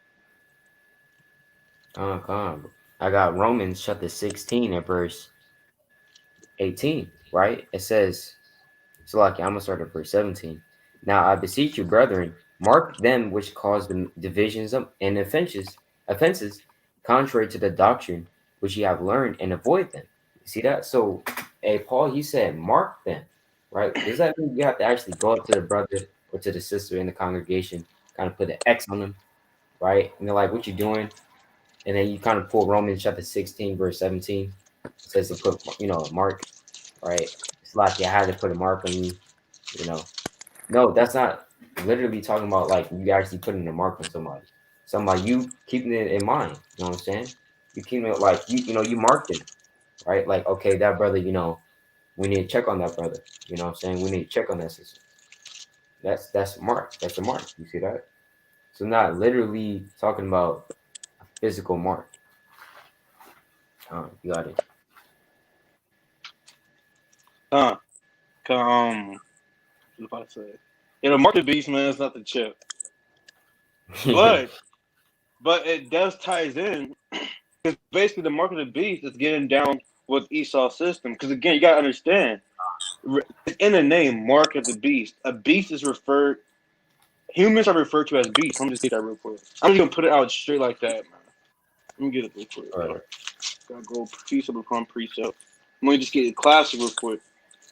All right, so this is Ecclesiastes 3 and 18. We're going to break down every word in this thing. We're going to break down the beast, who the beast is. All right, so this is the book of Ecclesiastes 3 and 18. And it reads, I said in my heart concerning the state of the sons of men, that God might manifest them, and that they might see that they themselves are beasts. So we're only beasts, man, only dust and ashes. But you gotta also understand too that kingdoms are referred to as beasts as well. Hold on, let me get this real quick. The book of Daniel, chapter 7 and verse 17. These great beasts, which are four kings, which shall arise out of the earth. All right, so this Babylon the Great is referred to as a beast, right? Now, if you take that mark of the beast, the mark of Babylon, that means you're getting down with the system, down with the philosophies. That's why it says this right here. Isaiah, let me get Isaiah 3 and 11 real quick. Right? It's your actions, man. It's not, I mean, don't get the chip, man. If you take the chip, you are getting the mark of the beast, but it's deeper than just a chip. It's deeper than just a chip. Because if you do accept that mark, you're still getting down with what? Babylon's philosophies, man. Their system. It is Isaiah 3 and 11, and it reads, Woe unto the wicked, it shall be ill with him, for the reward of his hands shall be given him. So it just goes into your actions, right? Get it down with the system as you're receiving the mark of the beast. Straight like that. I just found my notes. So hey, all phrases. I got a precept. It's the book of Songs of Solomon, chapter 8, verse 6. Con, Con, you got that?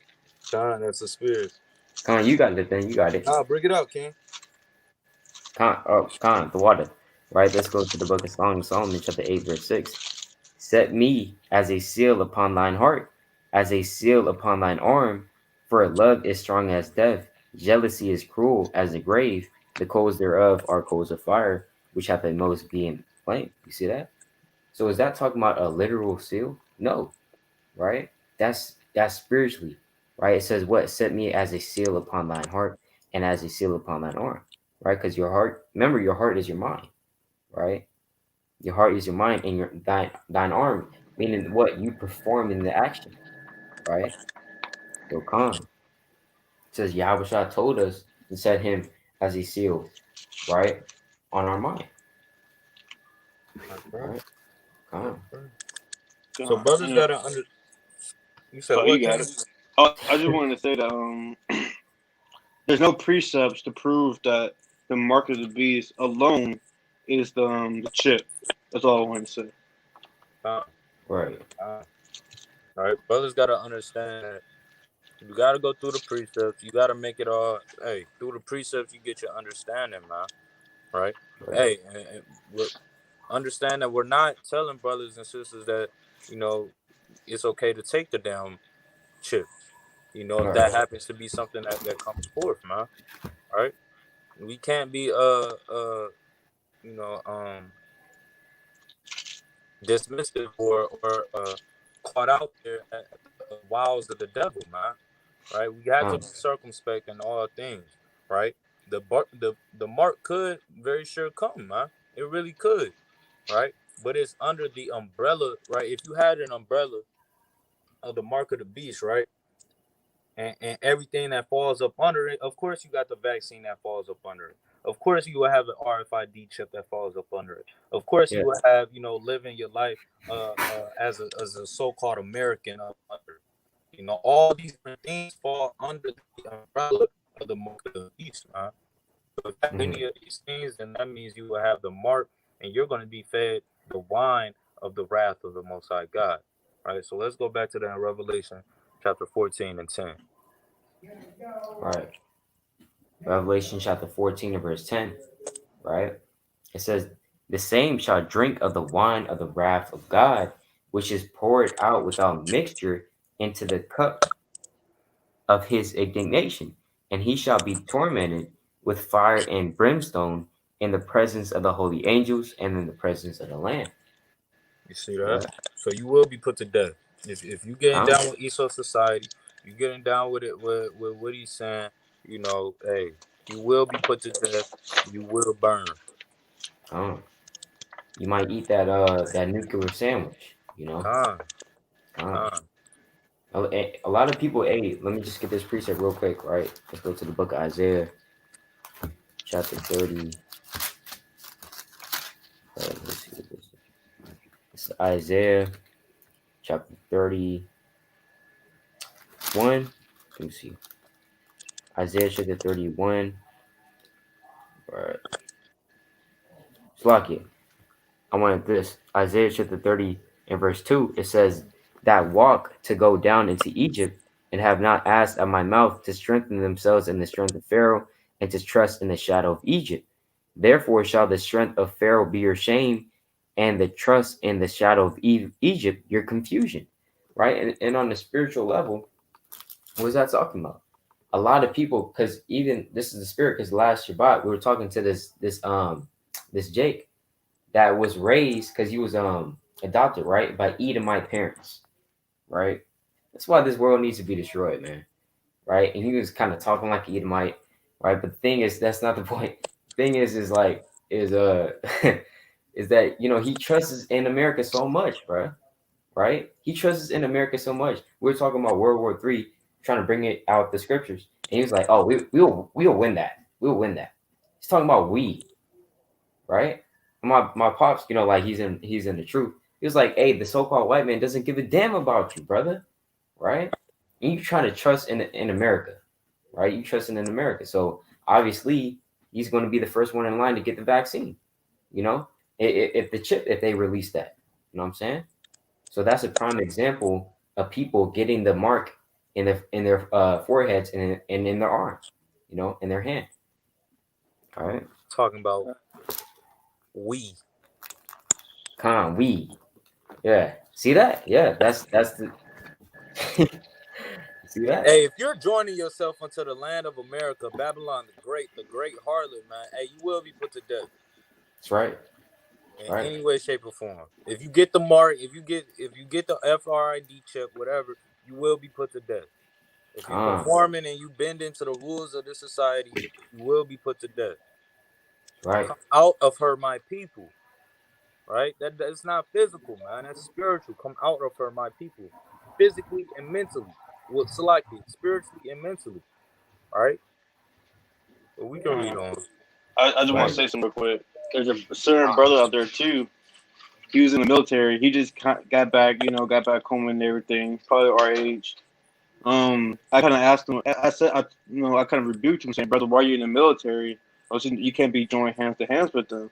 And then he said, "How else will we be able to fight against them?" I said, "But that didn't make any sense." You can read on.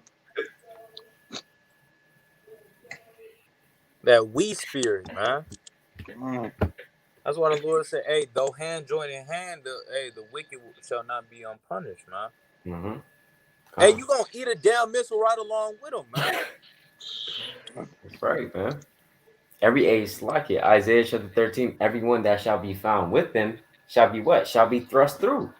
Utterly, huh? And there was a picture of him too, standing with a female. I don't know if she's an Edomite. He said she's just a light skin, but from the looks, yeah, it looked like an Edomite. But he said celebrating this pagan holiday, and he had a Christmas hat on. Damn, bro. Oh, with his military suit on. So, yeah. Oh, that's all. Let's read on. Revelation chapter 14 and verse 11. And the smoke of their torment ascendeth up forever and ever, and they have no rest day nor night, who worship the beast and his image, and whosoever receiveth the mark of his name. As we were just going into, it's talking about, getting out with the society of Esau. Right? Mentally, physically, spiritually, everything, man. Right? That's having the mark of the beast. That's having that spiritual mark, man.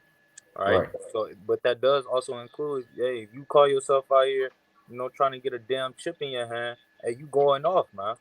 And once you receive the mark, bro, you cannot repent, man. Right. In that day, there's no repentance for getting down and having the mark of the beast. Will be put to death. All right. So read on, verse 12. Verse 12. Here is the patience of the saints. Here are they that keep the commandments of God and the faith of Yahawashi. That's right. That's right. Brothers can break that down. Right. Hey, that's a field day with that one, man. Right.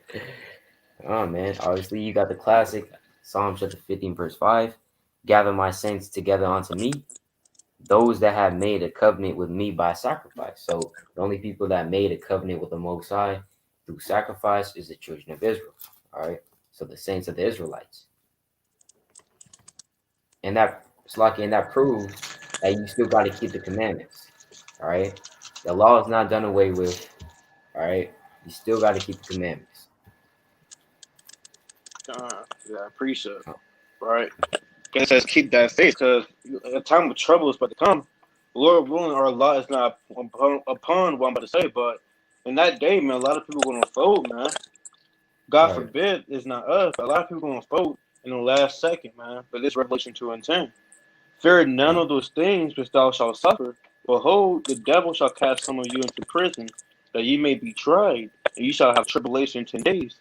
Be thou faithful unto death, and I will give thee a crown of life. So you gotta be faithful, man. You gotta have that faith. You gotta be patient. That's what Sirach 2 goes into. Be patient when thou changed to a lower state. You'll be in them FEMA camps. You're gonna have a lot of people selling you out for that pork. They got pork on their fork. They have fringes on, now they got pork on their fork. They got pork on their fork now. That's Right. off. That's right. That's right. But the only way, hey, it goes hand in hand in this thing, man. It's a just balance. You gotta have faith and you gotta have works. You can't have works without any faith, and you can't have faith without any works. They go hand in hand. You read about that in the book of James, the 2nd chapter, man. Without works is dead. Right? So this is the book of Ephesians, chapter 2 and 8. It says, "For by grace are ye saved through Through faith, faith. and not of yourselves, and It that is the not gift of of God. yourselves. It is the gift of Yahawah." Right? So, hey, man, it's through faith that you get saved, man. Like the brother was just pointing out, man. Hey, you might get your damn fringes ripped off, man. All hell might break loose in the middle of the night, and you get dragged out your home, and now you don't got no fringes, man. You're not gonna be able to keep the Sabbath day holy. You're not gonna be able to keep down Purim and the Passover, right? All types of commandments are gonna be getting broken, man. So that's why you got to be able to rely on faith in that day.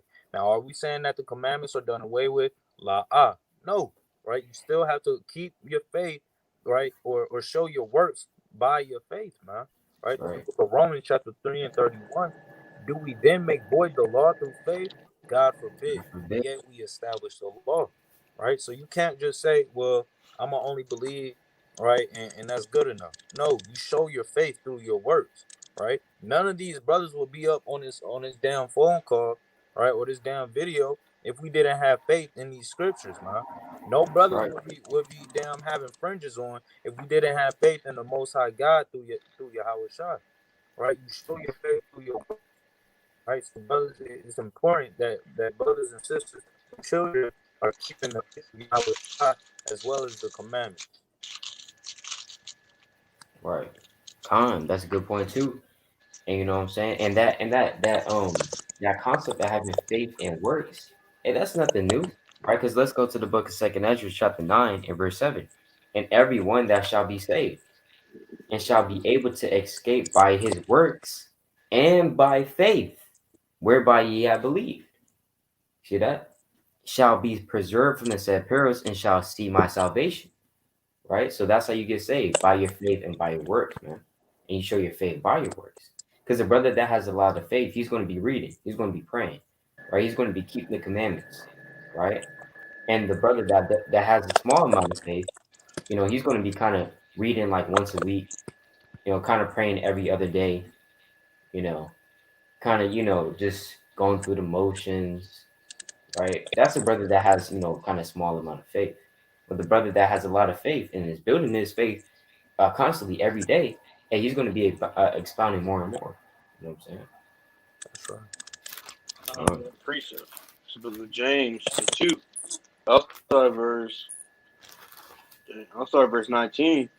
Thou believest that there is one God, thou doest well. The devils also believe and tremble. But without no obeying man, that faith without works is dead. So don't you know that faith without works is dead? That's exactly what Galatians 3 goes into, man. Right. How do you show your faith? By your works. Let's keep going. Verse 21. Was not Abraham our father justified by works when he had offered Isaac his son up upon the altar, and that's how Abraham was justified, right? He showed his faith by doing the work, right? Just get straight to the point. Verse 26. For as the body without the spirit is dead, so faith without works is dead also. Straight like that. You're gonna have a lot of people. A lot of people talking about, I fear God, I got the faith, brother. Where your fringes at? Where your beard? You know, things of that nature. How come you're not teaching the word? You're not even bringing down the milk. Your Bible's over there collecting dust, but you got the fear of God in you. You got the faith, though. Brother, where's your works at, brother? Come on. Con. Can brothers hear me? Come No static? We good? on. Everything's straight. Con. Come. Let's hop back into Revelation 14. Revelation chapter 14 and verse 13, right? And I heard a voice from heaven saying unto me, Right, blessed are the dead which die in the Lord from henceforth, yea, saith the Spirit, that they may rest from their labors, and their works do follow them. You see that? So a lot of men are going to be put to death for this truth. A That's lot of right. men are a lot of men are going to die before, these things take place. Right. Get the precepts on that. Let me go to the book of Daniel, the 12th chapter. I got precept after you real quick. It's the book of Daniel, chapter 12, right?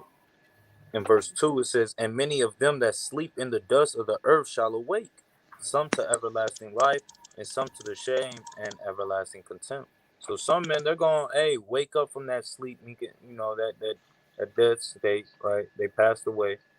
All right. Some men are going to wake up to everlasting life, which is going into the resurrection. All right. Right. Some men, they're going to wake up to everlasting shame and contempt, man. All right. Because of the wickedness that they have been sowing throughout the earth. All right, let me get another precept dealing with dealing with these men. All right. Revelation 17:6. And I saw the woman drunken with the blood of the saints and the blood of the martyrs of Yahawashi. When I saw her, I wondered with great admiration. So there's martyrs for this thing, huh? Let's mentally prepare themselves to be put to death for the sake of the Lord. All right. That's it on that. All right, I got Revelation chapter 20, verse 4, right? And it reads, And I saw thrones, and they that sat upon them, and judgment was given unto them. And I saw the souls of them that were beheaded for the witness of Yahushua, and for the word of the Most High, and which had not worshipped the beast, neither his image, neither had received his mark upon their foreheads or in their hands, and they lived and reigned with Mahashiach 1,000 years. You see that? So these men, and you might even have women, well, Slovakia. I think this is just men. But a lot of Israelites that's in this truth, will die for the Lord, will be beheaded, right? For the word, for the testimony of Yahweh and for the word of the Most High. Because they believed in this word, man. Because remember, Mark 13:13, it says, But Slovakia, ye shall be hated of all men for my name's sake. And also in the book of John, chapter 16, and verses 1 through 2, it says that whosoever killeth you will think that he doeth God's service. So they're going to be killing us left and right, hunting us down because we got the fringes on, because we're saying Yahawah BAHASHAM Nabashah, because we're teaching, right? And people, they're going to be against us, man. And we got to be, kind of prepared for that in the spirit, because brothers can say, "Oh, I'm never going to fold." What you talking about, right? I'll never fold, right? But can't be too overly confident, man. And then as soon as somebody says, as soon as he might go to camp one day, somebody kind of pulls up and talks about damn, you guys are teaching hate speech. Next thing you know, the brother's kind of out the truth, Or when all hell breaks loose, the people, they kind of put his face on the billboard. Have you seen this man? And he kind of cutting his fringes, cutting his fringes off, brother. So that's why we always have to pray for grace that we don't fall or uphold in that day. You know? That's right. Come on. Abba, you had a precept on that? Khan, this is the book of Luke, chapter 9 and 24. For whosoever will save his life shall lose it. But whosoever Right. will lose his life for my sake, the same shall save it. Straight like that. All right. Straight like that. Let's go back to that in Revelation 14 and 14. Revelation chapter. Revelation chapter, and it says that their works follow Slakia. It says that their works follow them because remember when you die, and you go back up into the spiritual realm, and your works follow you. You know what I'm saying? The good and the bad. You know. And also, real quick, I just gotta say, it says that they may rest from their labors. That they may rest from their labors. So, brother, if you're not working hard right now, if you're always taking breaks, you kind of read for 5 minutes. Oh man, I gotta take a break. Whew, I gotta take a break, brother. You only read for 5 minutes, right? So if you're always getting rest, what rest do you need, right? What rest do you need? So that's how you know that these men they're working hard, right? We got precepts. So, that's what the Lord said this in Daniel 12 and 13.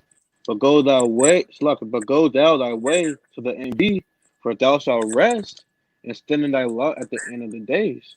Right? So Right. Daniel, we know, he fell asleep. If you have ear to hear, he rested. He's back on the earth as we speak. All right. But yeah, we can go back in that. Revelation 14. Revelation chapter 14 and verse 14. And I looked, and behold, a white cloud, and upon the cloud one sat like unto the Son of Man, having on his head a golden crown, and in his hand a sharp sickle. This is talk about Yahawashah. Read. That's right. Verse 15. And another angel came out of the temple, crying with a loud voice to him that sat on the cloud, thrust in thy sickle and reap, for the time is come for thee to reap, for the harvest of the earth is ripe. See that? That harvest is talking about when all hell and destruction is breaking loose, man. Right? When men, women, and child are getting put to death, getting beamed down, missiles, thermonuclear warfare is going on, World War III at its heights, Jacob's trouble, all hell and manner of confusion is running rapid throughout the land, man. It's not going to be pretty at all. Pretty good. Yeah. You choppy, King. Con, can you hear me? Con, you good now? Con. Book of Joel, in verse 13, it says, "Put ye in the sickle, for the harvest is ripe. Come, get you down, for the press is full, the fats overflow, for the wickedness is great." Man, you see that?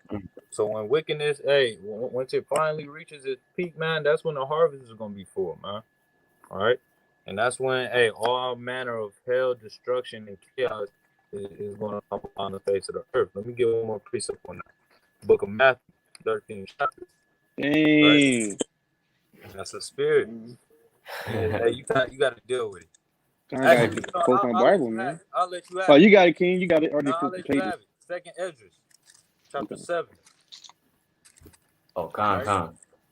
Second Esdras, chapter 7, and verse 3. It reads, "And I said, Speak on, my God.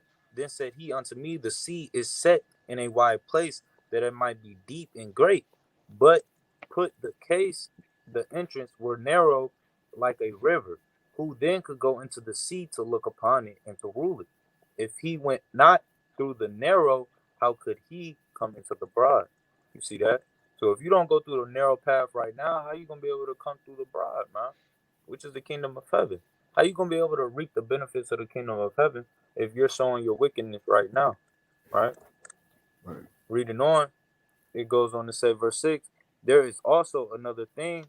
A city is built and set upon a broad field, and is full of all good things. The entrance thereof is narrow, and is set in a dangerous place to fall, like as if there were a fire on the right hand, and on the left a deep water. and one only path between them both, even between the fire and the water, so small that there could but Salaki, so small that there could but one man go there at once. See that? So hey, if brother's not on that narrow path right now, you will be put to death when the harvest is at its peak, man. All right, but go ahead, King. No, you got it, Yasharella. Con. Water. I had precept, second Ezra chapter 4 and verse 30. For the grain of evil seed have been sown in the heart of Adam from the beginning, and how much ungodliness have it brought up unto this time? And how much shall it yet bring forth until the time of threshing come? So when's the time of threshing? The time of threshing is what we're reading right now, Revelation 14 and verse 14 through 15, when Yahawashi comes back. So the Lord already knew that the seed that he planted in Adam and that's now in the sons and daughters of Adam, right? Basically, so-called humankind. Hey, it's growing. After years pass, it's growing more exceeding wickedly. Aslakia, more exceeding wicked, right? So meaning that what? At the time of threshing, when Yahushua comes back, it's gonna be wicked as hell, right? Wicked as hell, right? Because like the generation before, 50 years ago, hey, people weren't as wicked, right? Homosexuality was not as rampant as it was 50 years ago, right? Even like when you go into like my like my father's mother's like generation, and they didn't even wear pants. They all wore dresses. Now what do you have? You have women wearing booty shorts, pants, tight pants, right? Wearing damn, whatever, right? So it gets wickeder and wickeder. This world gets wickeder and wickeder as it goes. That's why we need to get the hell out of here, man. That's right. Con. Hate it here. That's right. Con. There's a book of Matthew, chapter 13, verse 37. He answered and said unto them, He that soweth the good seed is the Son of Man. The field is the world. The good seed are the children of the kingdom, Israelites. But the tares are the children of the wicked one. The enemy, let me get straight to the point. I'm going to just keep reading. The enemy that sows them is the devil. The harvest is the end of the world, and the reapers are the angels. And therefore, the tares are gathered and burned in a fire. So shall it be in the end of this world, man. When this place get destroyed, on one fold, going to have 2/3 get destroyed. On another fold, the tares, these heathens, they're going to get destroyed as well when the Lord returns, man. You know? Right. That's right. That's right. Let's get back to that in Revelation 14. Let's read off at verse 17. Or you can start at verse 18. Verse 18 again. Salakia. Con. I didn't read 16 though. Oh, you didn't? Con. Salakia. Con. It's all good. It's all good. Revelation chapter 14, verse 16. And he that sat on the cloud thrust in his sickle on the earth, and the earth was reaped. And another angel came out of the temple which is in heaven, he also having a sharp sickle. And another angel came out from the altar, which had power over fire, and cried with a loud cry to him that had the sharp sickle, saying, Thrust in thy sharp sickle, and gather the clusters of the vine of the earth, for her grapes are fully ripe. You see that? And we went through the precepts earlier, dealing with that vine and dealing with the fruits that are really ripe. Being those are going to be the only ones that are plucked out, man. That are saved, that are going to be protected when all hell is breaking loose upon the face of the earth, right? Abiah brought out the precept, 2nd Ezra chapter 9 and 21 on down, man.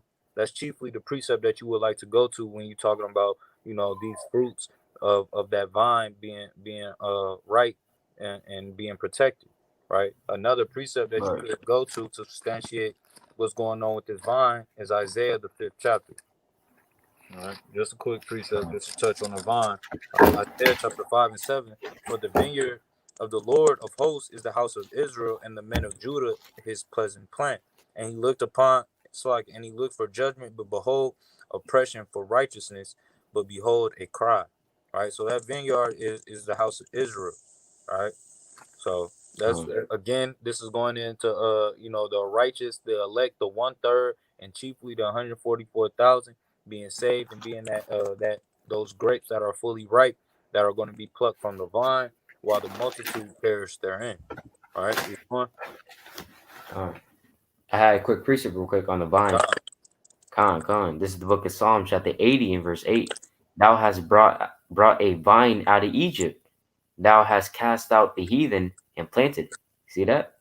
So the Lord, he brought a vine out of Egypt. That vine is going into the nation of Israel, right? Because we already know who the Lord brought out of Egypt. He didn't bring out the damn Filipinos out of Egypt. He didn't bring out the damn Moabites out of Egypt. He brought out the children of Israel, all right? So the children of Israel is like unto the vine. That's right. So yeah, Con, we can keep going. This is Revelation chapter 14 and verse 19. And the angel thrust in his sickle into the earth, and gathered the vine of the earth, and cast it into the great winepress of the wrath of the Most High. That's again talking about the multitude perishing and being put to death for the sins and for the transgression that they have, bestowed upon the face of the earth. Right? That's simple. Con. Verse 20. And the winepress was trodden without the city, and blood came out of the winepress, even onto the horse bridles, by the space of 1,600 furlongs. See that? Yeah. So, of course, do brothers got precepts on that? So, Revelation 14 breakdown, we touched on the 144,000, the lamb. All these things that are going into the righteous men. And of course, end time prophecies as well, man. The mark of the beast. The righteous and the elect being saved. All these things are contributing to the last days, man, that are soon to come upon the face of the earth. So brothers should be girding up their loins. Brothers should be getting ready for the things that are soon to take place. Because again, we always say this: all hell is about to break loose, man. We always say this. Hey, brothers is probably kind of getting annoyed with it. But hey, we got to keep telling you, man, because when all hell breaks loose and SHIT hits the fan, it's not going to be time to repent. It's no time to go back through and find scriptures and precepts, right? So this is going to be my closing precept. All right, it's a book of Isaiah, classic, chapter 33 and verse 6. And wisdom and knowledge shall be the stability of thy times, and strength of salvation. The fear of the Lord is his treasure. So, hey, your wisdom and knowledge that you've accumulated over your walk in this truth, that's going to be the stability of your time. Whether you're going to be prepared or not, that is on you, and it's whether you're going to get prepared now. That's right, brother. I got a precept. Unless you got yours to buy. Oh, you got it. Con. Right. What? Second Ezra chapter 15 and verse 1. Behold, speak thou in the ears of my people the words of prophecy, which I will put in thy mouth, saith the Lord. You see that? The words of prophecy. So we're not going to speak unto our people, damn, who's going to get drafted in this team, right? Or, hey, who's going to get this? Or, who's a better rapper, Lil Baby or damn, I don't know, right? Pop Smoke, right? Who's a better rapper? We're not going to be speaking to that. Hey, that's to our people. We're speaking the words of prophecy, right? For verse 2, real quick, and cause them to be written in paper, for they are faithful and true.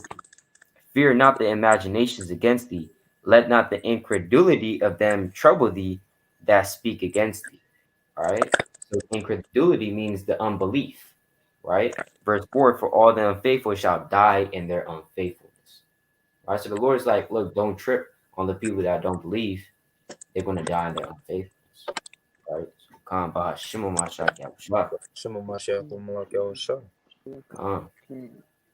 the book of Amos, chapter 8 and verse 11, and it reads, Behold, the days come, saith the Lord Yahawah, thou wilt send a famine in the land, not a famine of bread, nor of thirst, for water, but of hearing the words of the Lord. Because hey man, the time is for real coming. If you did not know, behind the scenes right now, they setting up things right now. They trying to distract you with these things that's going on right now. They distracting you with Christmas, with the bombing that happened on Christmas. They distracting you with the New Year's coming up. But they got a lot of things going on, man. Right? But people are too blind to even know that. So when all hell break loose, when wit draw itself, man, and the wisdom is not on the earth no more, it's gonna be too late in that day. Because the prophets, they're gonna be on the run as well. Right? They're gonna have time to stop and break down what Daniel 7, the four beasts going into, how to get salvation. It's gonna be too late in that day, man. Because watch this, Amos 8 and verse 12, and they shall wander from sea to sea. So you're gonna have people going sea to sea, and from the north even to the east, they shall run to and fro to seek the word of the Lord and shall not find it. It's gonna be too late in that day, man.